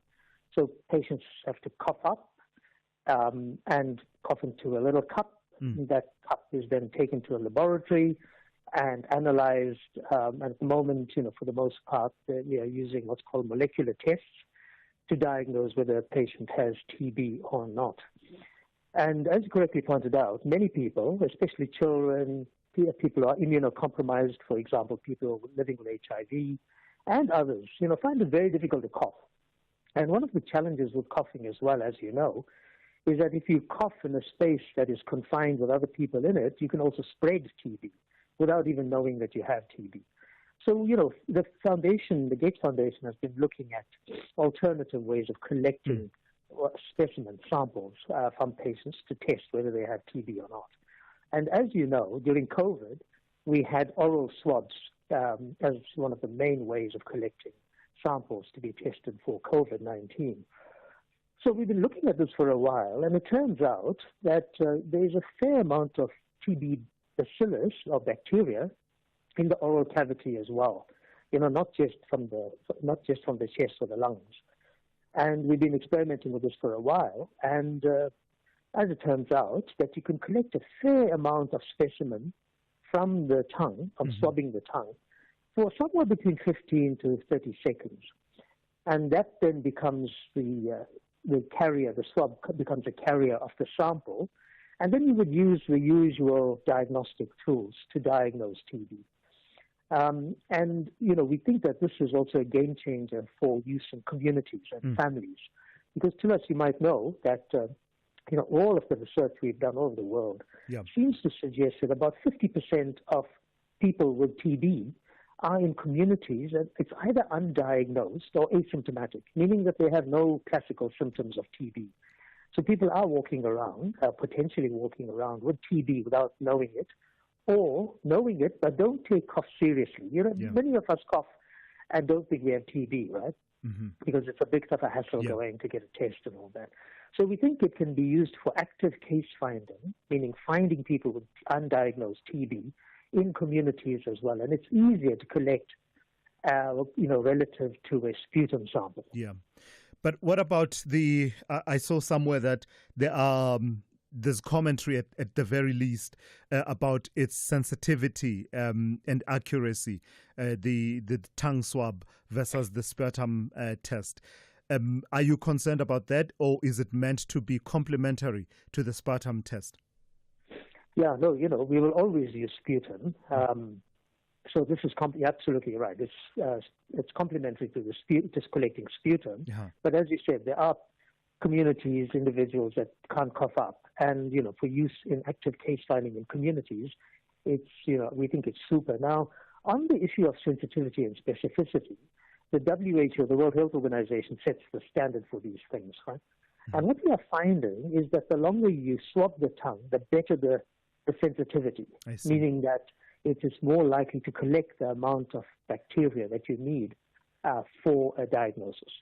So, and we think we will have enough of the evidence to take to the World Health Organization, to get guidance from the World Health Organization by the end of this year, for them to provide some global guidance to countries on how to use the swab, which swabs to use, because it's also dependent on, the swab you're using, etc. So, we are very positive about this finding, and we think that it has application, but as you said, complementary to sputum collection. Yeah, so not a replacement.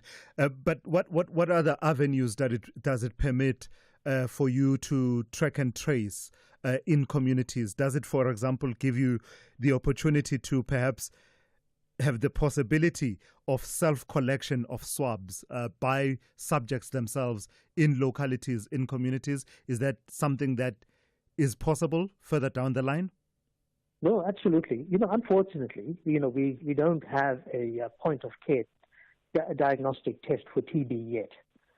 So people can't diagnose themselves. But absolutely right, they can collect the samples themselves, and then community health workers, for example, can collect it from people, take it to a clinic where TB can be either diagnosed or removed as a differential diagnosis, meaning you'll find patients not having TB. So we think it will be easier for patients as well. And, what we need really is like, for HIV, we have the finger prick, right, where you can go to a clinic, get your finger pricked, use the blood to test, and you will, in 15 minutes, you will know whether you have HIV or not. We are working, and the foundation, the AIDS Foundation, is working with, many manufacturers and researchers to try and find something similar for TB, where TB can be diagnosed in a clinic in like 15 to 20 minutes. And, if we can get samples like through a tongue swab, for example, from patients, including in the clinic, then we can make it easy for patients. They don't have to go back home, come back to get the results, then be put on treatment. Ideally, we want patients put on treatment the same time when they are in the clinic as they are diagnosed with TB, pretty much like we do now for HIV. That's the hope. And I think we're moving in that direction. Lastly, Prof, please locate the conversation around diagnostics within the broader context of innovation in the fight against TB, in that, early detection complementing the pace and speed with which people can be put on treatment, but also the evolution of the treatment methods, which recently we've been talking about how that research is somewhat being disrupted by some of the funding cuts that we have seen. For the first time, Thulas, we are very excited about TB because we are looking at new ways of diagnosing TB. Secondly, we are working on a shorter duration regimen for treating TB, a 2-month duration rather than a 6-month duration of treatment. And of course, as you know, we are also working on a vaccine for TB, which is in phase 3 clinical trials right now. So, all of these things are happening right now in terms of the research. And of course, one does want to ensure that we have the kinds of resources that we need for research, because research is a very expensive business, as you know. So, any decline in research funding, obviously impedes the speed at which we can find innovative new tools to combat diseases, whether it's an HIV, TB, diabetes, hypertension. All of these diseases need innovation in a continuous way. So any decrease in funding will impede innovation. So, of course, we would like countries, including South Africa, to put money into research and development for diseases that affect their populations. All right. I've got to thank you for your time. It sounds like an exciting time, at least in as far as research is concerned, and the possibilities of what can be done in the full fight against TB. That is Professor Yogan Pillay, who is the Director for HIV and TB Delivery at the Bill and Melinda Gates Foundation. Switch to stream with SABC Plus. No subscription fees. Stream anywhere, anytime. 0 subscription fees. Download SABC Plus on Android or iOS and watch the Betway Premier Soccer League, the English Premier League, and the Bundesliga live. You can also catch up with Uzalo, Skim Sam, Generations on demand and listen to your favorite radio stations live. Ukhozi, Umhlobo Wenene, Radio 2000 and 5FM, all for free. Switch to stream with SABC Plus now. No subscription fees. Stream anywhere, anytime with SABC Plus. In times like these, everyone is looking to save wherever they can. But you don't have to be a detective to know that with Outsurance, you could be saving big on your car insurance. Hear it from real Outsurance client Marius. The great big saving that I've got, 765 Rand, 27% a month on my premium. It's so quick and easy to swap over. I am part of the Outsurance family. It's a no-brainer. SMS out to 30754. That's out to 30754. Saving on car insurance makes you feel like a winner. And the best part is, if Outsurance can't beat your car insurance premium, ask them for 500 Rand cash. And make that 1,500 Rand cash if you've been claim-free and with the same insurer for 3 years. SMS out to 30754. That's out to 30754. With Outsurance, you always get something out. A licensed insurer and FSP. T's and C's online. Call Thulasizwe now. 086 000 2032. So quite a few people responding to the situation of sewage spills in Mfuleni local municipality, an issue we focused on yesterday and took forward a bit today, but also just put it in the broader wastewater treatment infrastructure crisis across the country. So let me take one or two of those voice notes. Pratulas, good morning. It's Dumsa from Waterfall in KZN. No, look, the official over there, or rather the CEO of the Built and Environment, said that we are lacking skills in terms of doing maintenance on that water infrastructure or the sewer and water infrastructure. I don't believe that one, Pratula. So you're telling me, are we telling ourselves that we don't have plumbers in this country? We don't have engineers, technologists, technicians who can handle this issue? No. I doubt it very much. It can't be. Water infrastructure maintenance, it's not a niche environment or work. It's not. Yabona, if maybe we were comparing it to, say, railway signaling, I would say yeah, because even on that one, the training is very, very limited.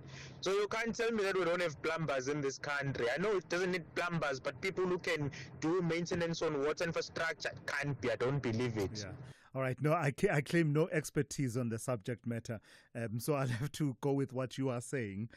But I suppose then the other question is, to what extent are you able to retain that expertise within the public sector? Because that then becomes the other conversation.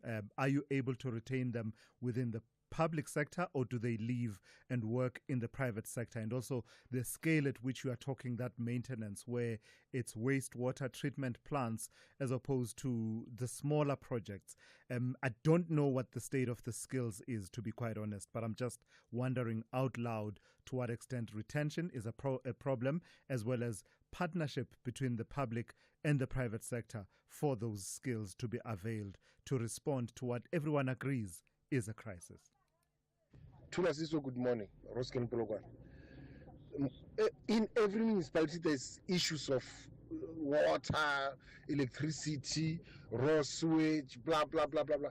It's common. It's an issue of cadre deployment, of hiring people who don't know what they are doing. They are not maintaining the infrastructure. Something has to collapse first before it's being fixed. Yeah? If you check nationally, water is another ESCOM. ESCOM had to collapse, and then now they are rebuilding. Water is collapsing, has collapsed. People don't have water, now they have to rebuild. They don't know how to maintain things while they are still working. It's a problem. Thank you very much. Yeah, thank you for that. And I wonder, at what point do we move from agreeing, all of us, because that's been a common thread in many of the conversations we've been having about water in this country, a common thread that says we don't have a water supply issue as a country. We have massive and adequate rainfalls, we have dams, but it just breaks down at the point at which it's supposed to leave the dam, go to the rest of the infrastructure, including the water that gets wasted through the inadequate wastewater treatment plants. At what point then do we go from, talking about it, identifying that this is the problem, to actually having proper plans in place that are funded and budgeted for, with timelines, people, with timelines, and people given specific responsibilities that say it's 2025 now, by 2028, we should at least have solved this problem to the degree of 70%, or else we hold someone accountable. I'm just wondering, at what point do we move on from that? Thank you for that. I will take a few more of your calls and voice notes a bit later on the show. This is SAFM Sport with Zai Khan.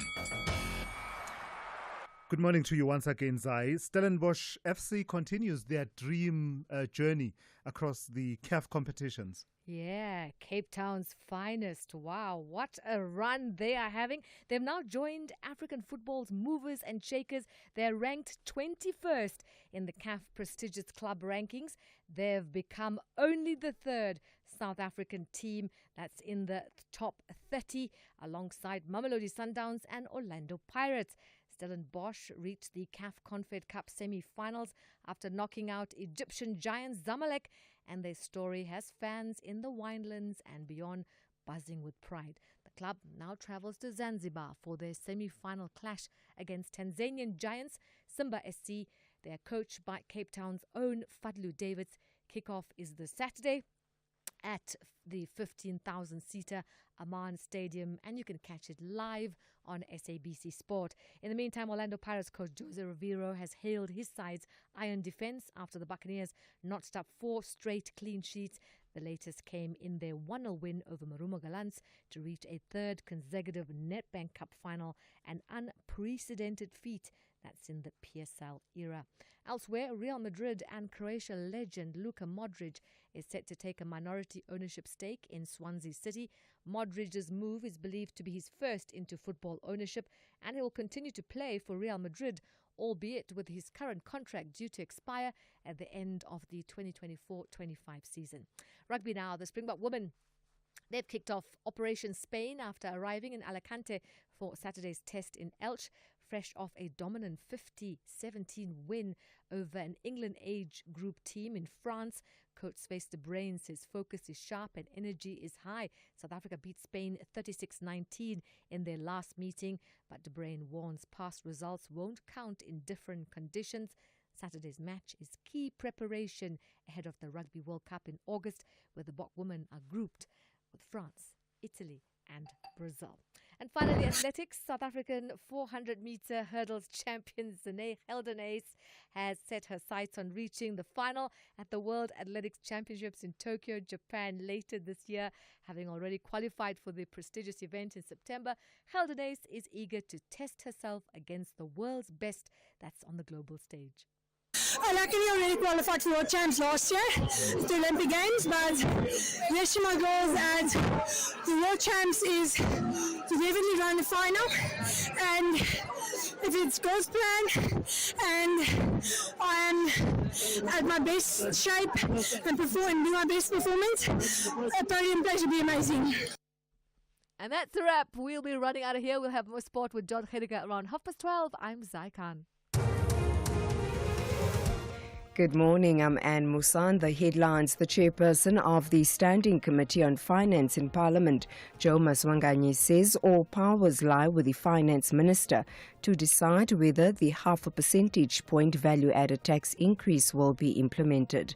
Presidential spokesperson Vincent Magwenya has clarified the role of a special envoy in comparison to an ambassador.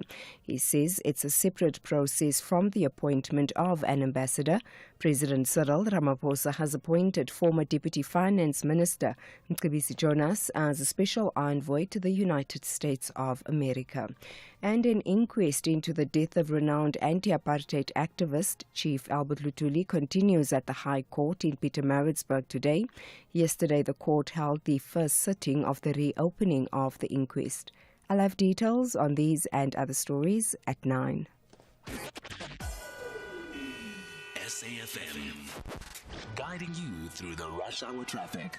Still very heavy out of Alberton and Germiston on your way through to Gillilees interchange this morning. This earlier crash up by the cement factory has backed everything up. It's still being recovered, still being attended to. N3 North queues from Grey Avenue, the N12 getting up to Elands to get the N3 starts right back on the R59 north at Swartkoppies Road. So all the way up into Reading interchange and then all the way along the N12, all the way up passing that scene. And once you get past it, traffic stays heavy all the way through to Van Buren Road. So some really big delays out of Germiston and Alberton this morning. The M1 south through Midrand, easing up, busy but easing. Samrand to New Road is about the extent of the queue there.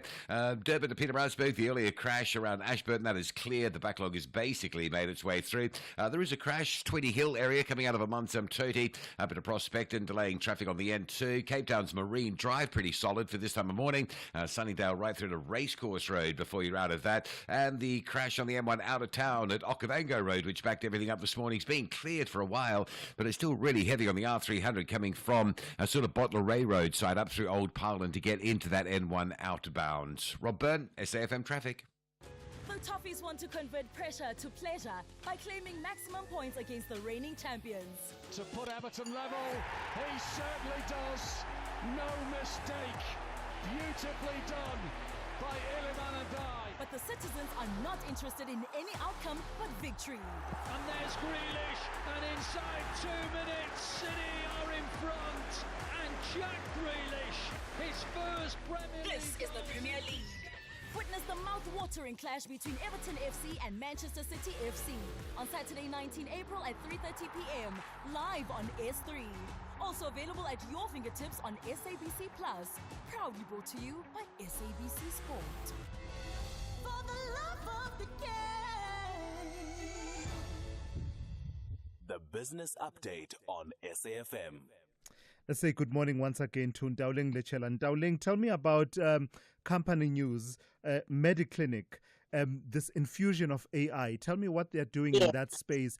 Healthcare meets AI.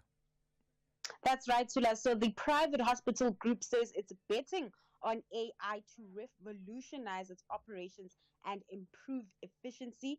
Mediclinic is investing in radiology capabilities and deploying AI across its operations, which it says will likely make some traditional human roles redundant. Mediclinic CEO Ronnie van der Merwe said AI will play a significant role in operational excellence and that the company is building a multidisciplinary team to oversee data structure and automation. Now, in light of this strategy, it is also implementing cost-saving measures, including a hiring freeze and severance packages to achieve 2 billion rands in annual savings by 2027. Mediclinic COO Bertrand Levrat stated that the company needs to stay ahead of changes in the healthcare system and is implementing a new operating model to drive success. Now, the hiring freeze excludes nurses and doctors, but includes administrative staff. I wonder what the bedside manner of Dr. AI will be. I guess we'll just have to wait and see. You know, that human touch. I wonder if it will remain there. Tell me about what's happening with goldfields in Ghana. This is a bit of a setback for them, is it? That's right, Thulas. They're set to wind down operations at its Damang mine in Ghana after the country's Minerals Commission rejected Goldfields' application to extend the mining lease, which expires on the 18th of April. Now, despite efforts to reverse the decision, including pursuing international arbitration, Goldfields has been unable to secure a lease extension and will now safely wind down those operations, prioritizing employee safety and security. Now, the Damang mine has been a significant contributor to Goldfields' cash flow, although its gold production has declined in recent years. Fortunately for the company, the development does not affect its other operations in Ghana, namely the Tarkwa Gold Mine. With a diverse portfolio of 8 operating mines across multiple continents, Goldfields is well positioned to weather country-specific challenges, particularly amid record gold prices. Now, the company is also exploring options to optimize value for stakeholders, including potential divestments of Damang and its Peruvian mine, as it focuses on acquiring more high-quality, long-life mines to boost growth and address aging mine issues. Lastly, Dowling, what kind of a day can we expect in the markets on this Tuesday? So local markets in for a mixed start, with traders eyeing local political developments and mining output numbers out later today. On the currency front, the rand gaining ground and trending stronger at 18.85 to the dollar this hour. Over in the US, futures are in negative territory. Investors on that front digesting earnings, particularly Trump commentary from corporate America as earnings season picks up. And then lastly, in Asia, stocks mostly in the green. The relief rally, however, seems to be turning into a cautious rally as traders and investors continue to eye Trump's next moves. Always right on the money. That's how Ndauling Lechela. Thank you for that, Ndauling. Have yourself a great day. She's kept you updated on all things to do with the economy, business, and the markets over the last 3 hours. Call Thulasizwe now, 086 000 2032.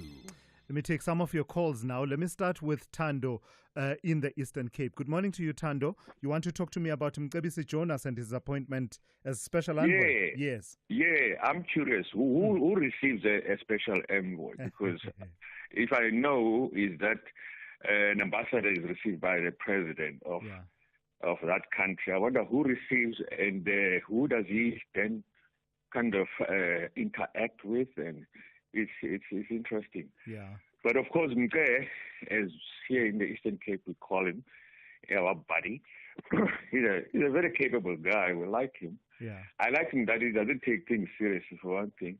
He's a funny guy. Yeah. But I wonder how is he going to fare. And also, what he supposedly has said about Trump is spot on, because he's all that and more. But like I called him the political Kardashian the other day, which I didn't believe. Like, he's a reality TV show. He thinks he's actually on some perpetual. Who's this now? Donald Trump. Yes, Trump. But then again, I wonder how is he going to fare, because they're going to bring that out and against him if at all he had said that, and if it's recorded. And that Rubio, what's that, the foreign minister of America? Rubio. Marco Rubio, yes. Yeah, he also said something similar to what he said, that Mcebisi said. Yeah. So I wonder how it's going to pan out. Yeah. But I wish him luck. Yeah, no. Thank you for that, Tando. Let's see how it all plays itself out and how he is received.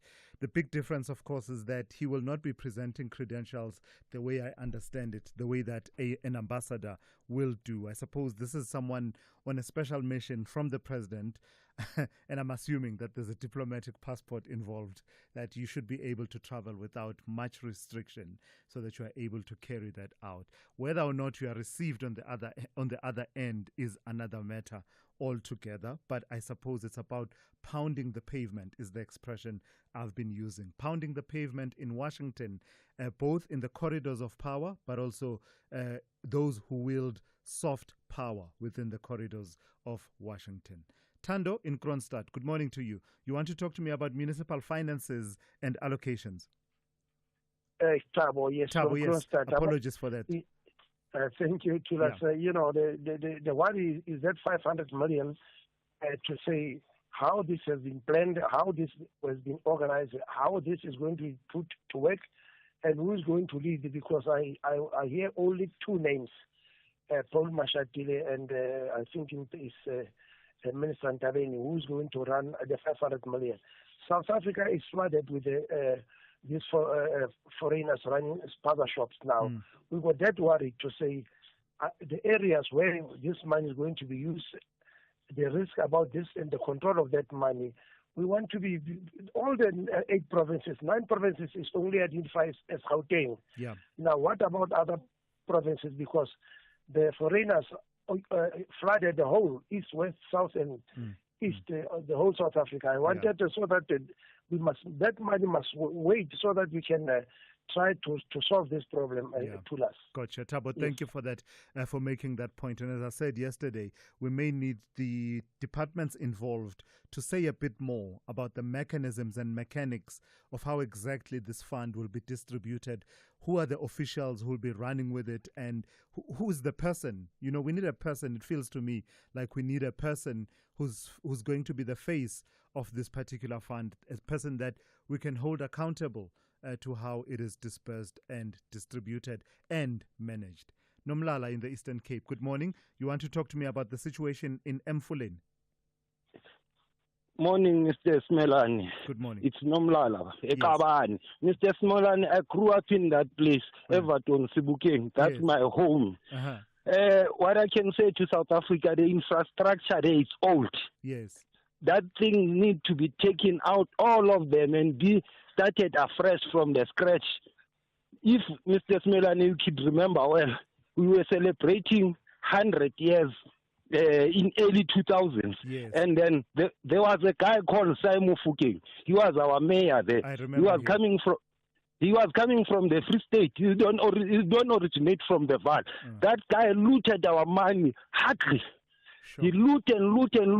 So when I got money, we don't have any option but to be serious and take people into account to be arrested.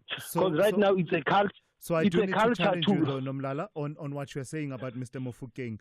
What evidence is there? What finding can you point to that I can go easily and verify found definitively that he looted your money? Okay, let's take the simple one. This one of KFC. I don't know whether he spent 900,000 or 9 million buying KFC. I hear you. It's a part of looting. No, Nomlala. Because this involves a person's reputation, right? And that person is not here to defend themselves. You owe it to us to say, in fairness to him, to everyone listening, the reason I say he looted money is because this institution, XYZ, investigated, go look at the report, or he was charged and found guilty in that court. That's what I'm asking for, not details of the allegations. I get your point. I get your point, Rodman. I get your point. So there's no evidence that I can put on a table, meaning that let's leave him alone. Let's talk with the infrastructure. It's all, Rodman. All right. We need a new infrastructure in Everton. Yeah. No, thank you for that, Nomlala. I think a lot of people... Yeah. So... As for Trump, can I say for Trump? No. I do need to move on. I'm sorry, Nomlala. I do need to move on. But do call again tomorrow and then we can pick up that conversation. That's Nomlala in the Eastern Cape. Let me take a call from Basiga in the Eastern Cape. You want to talk about Mcebisi Jonas. Good morning. Mutalangosi, there is a cohort of people within the broader liberation movement, particularly the Congress movement, who are not popular, but they have got substance. Mcebisi Jonas belongs to that category, and one would also say, or let it suffice to say, many people.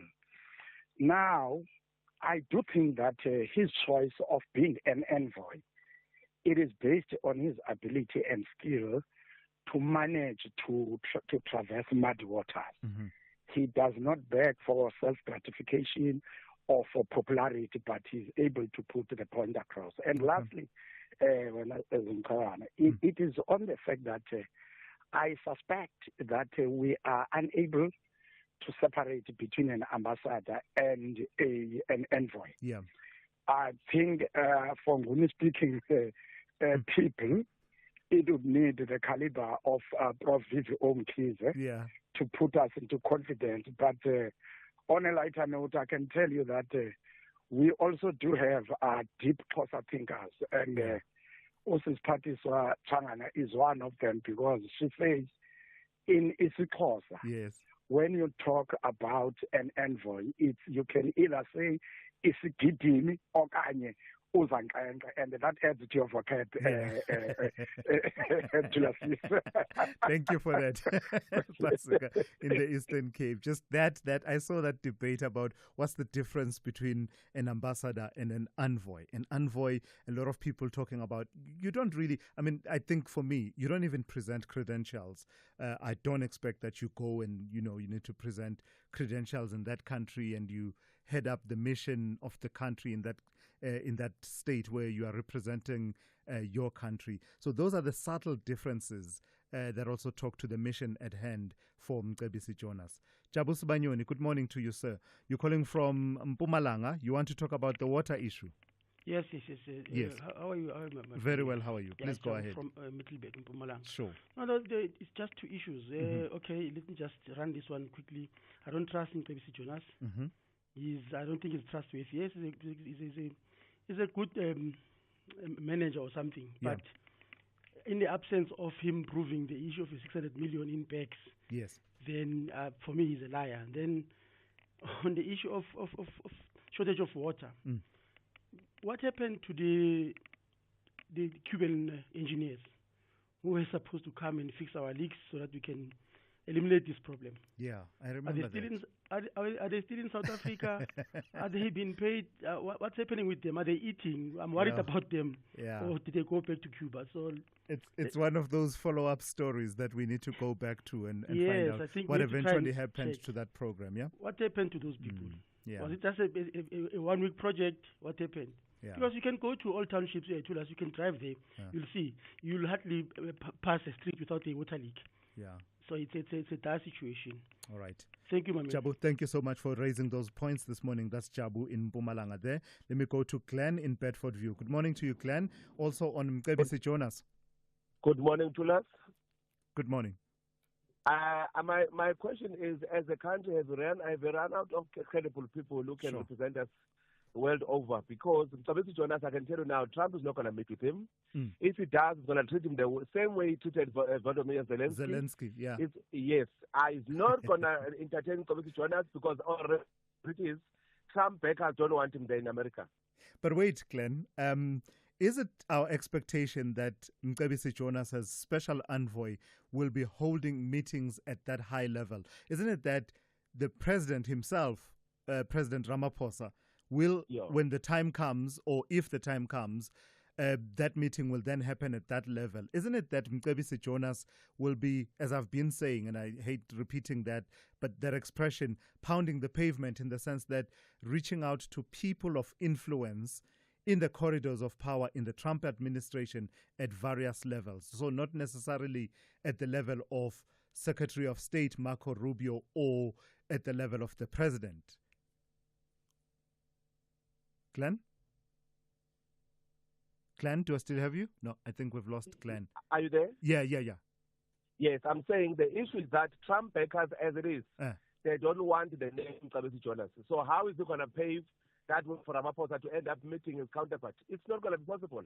Okay. For one, Mcebisi Jonas, during the Zondo Commission, I used to respect the man, Jonas, so don't get me wrong. Yeah. But when I was listening following testimony to the Zondo Commission, I realized that here we're dealing with another ANC person who failed to explain himself. How do you, as the deputy minister of a country, you get into a car with vehicle of a person you don't even know? You drive right across Johannesburg, you go to Branson, at a house of people you don't even know. They offer you 600 million. You come back and tell us to refuse that money. We must believe you. Yeah. All right. Glenn, thank you for that. I remember those conversations quite vividly during his testimony at the Zondo Commission of Inquiry. Jack in Limpopo, good morning to you. You also want to weigh in on this matter of the envoy. Good morning, Thulas. Good morning, sir. Please go ahead.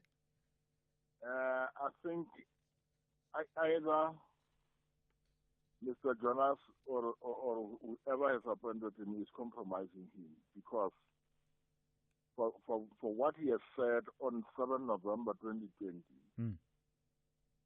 the American president is going to demand a very, very serious explanation.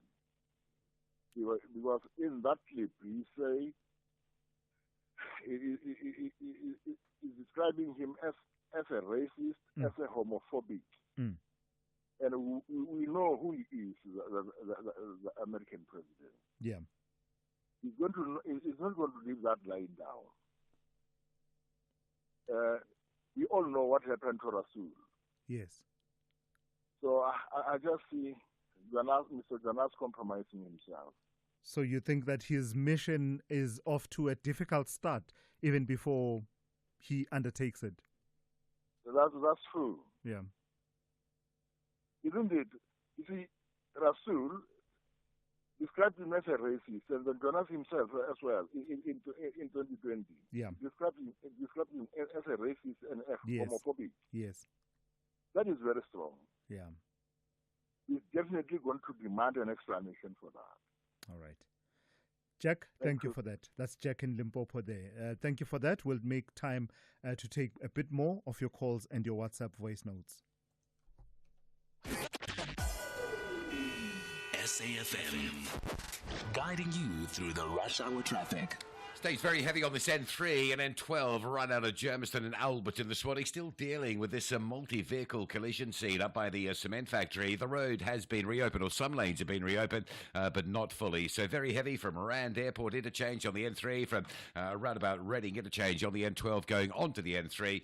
Big backlogs stay with us even at this hour. The bike one still fairly busy as well. An earlier crash at Empire Road up in Parktown means a delay coming through from the Ormonde side. A breakdown on the M1 South just after Samran. That's before you get to Olifantsfontein. That's Joburg bound. So a bit of extra pressure coming through mid-Rand today. Durban through to Pietermaritzburg looks okay at this stage. I say that. There's just been another truck broken down. This one at Linfield Park. The earlier crash at Ashburton's out of the way, and as that traffic had cleared, we've now got this secondary lane. So Linfield Park backlogging to Umlas Road. Cliffdale looks all right, but it's always worth keeping an eye on Cliffdale before you set out on the trip to Pietermaritzburg. Coming out of Durban, you can run all sorts of problems there. Cape Town, Robert Sobukwe at Radnor between the airport and Belleville South. That's quite slow. And the R300 North still badly backed up through Brackenfell, trying to get onto that N1 outbound. And if you're still to come out of the Tableview area, both Malabongwe towards the N7 and Marine Drive down through Milnerton, both quite sluggish. Rob Byrne, SAFM Traffic. Have you recently migrated to the new TV licenses payment website? Make sure your account stays active by registering again or resetting your password. Don't miss out on all the fantastic new features our brand new website offers. Get registered today and stay connected with us. With the new website, get your payments done quickly and hassle-free with a wide range of services. So make sure you register to take advantage of all the great client features. Visit www.tvlic.co.za today. TV licenses. Do it for the things that matter. Pressure keeps mounting, and the thirst for maximum points has drastically increased. FC Union Berlin and VfB Stuttgart are in a tense battle for victory. This is the Bundesliga. Football as it's meant to be. Do not miss out on FC Union Berlin versus VfB Stuttgart on Saturday, 19 April at 6:30 p.m. Streaming live on SABC Plus and SABC Sport on DTT Channel 4. Proudly brought to you by SABC Sport.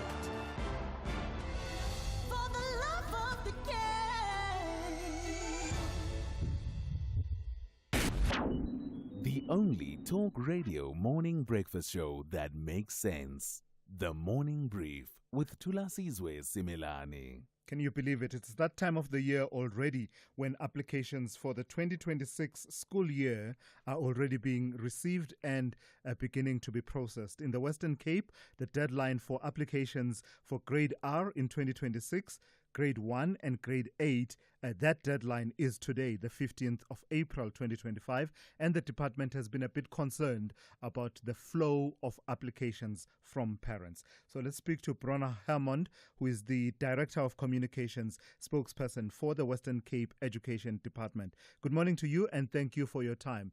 Where do we stand in terms of the applications that you were anticipating and expecting based on the current numbers that should be promoted to the grades R1 and 8 next year?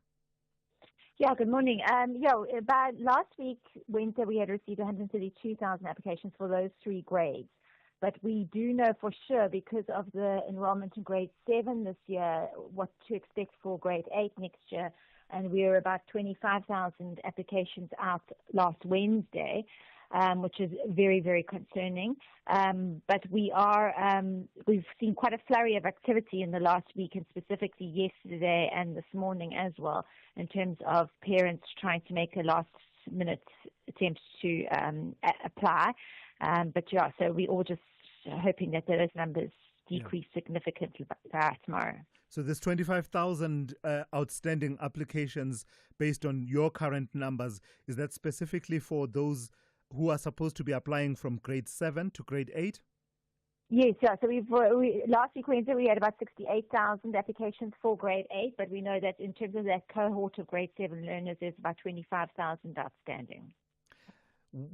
Is this something that's a bit out of the ordinary in terms of your previous experience with these processes?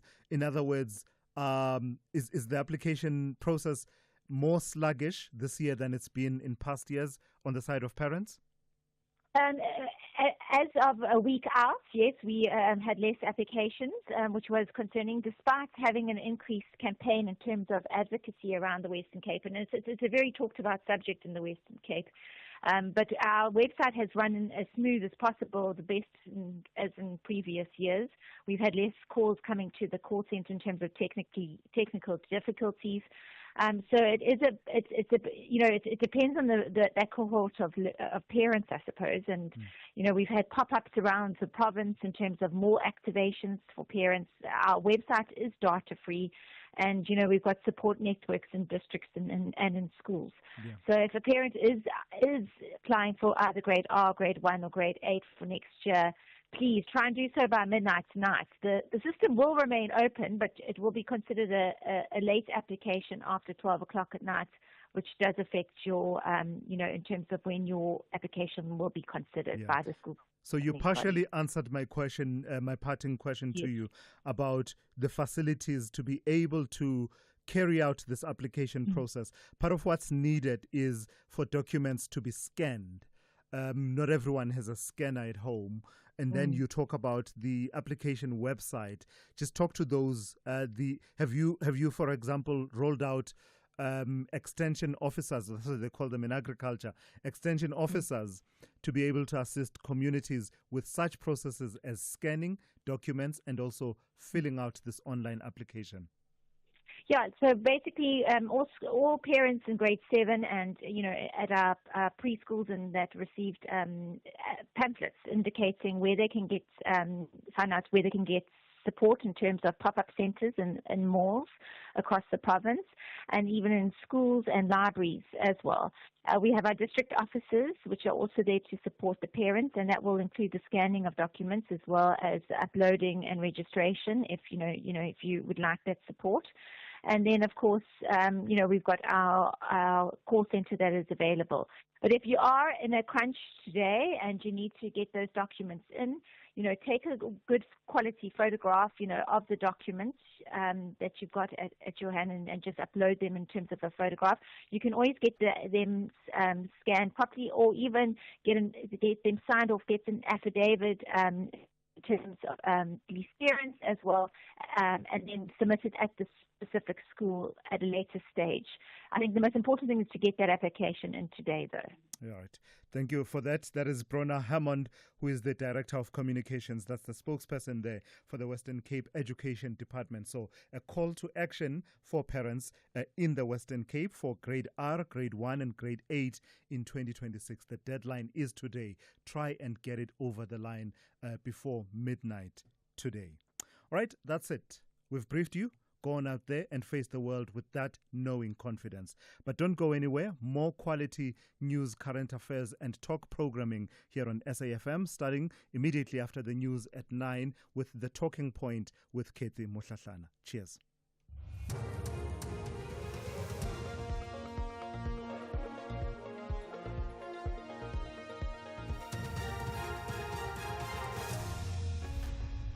In our top stories, Finance Minister holds power over VAT hike decision, and Trump officials cut billions in Harvard University funds. Good morning. The chairperson of the Standing Committee on Finance in Parliament, Joe Maswanganyi, says all powers lie with the Finance Minister to decide whether the 0.5 percentage point value-added tax increase will be implemented. Members of the Government of National Unity have disagreed with the hike, which could come into effect on the 1st of next month. Maswanganyi says should Minister Enoch Godongwana reverse the proposal, he'll have to follow due process. If now he decides otherwise, he has to follow a legal process to reverse that decision that he has taken.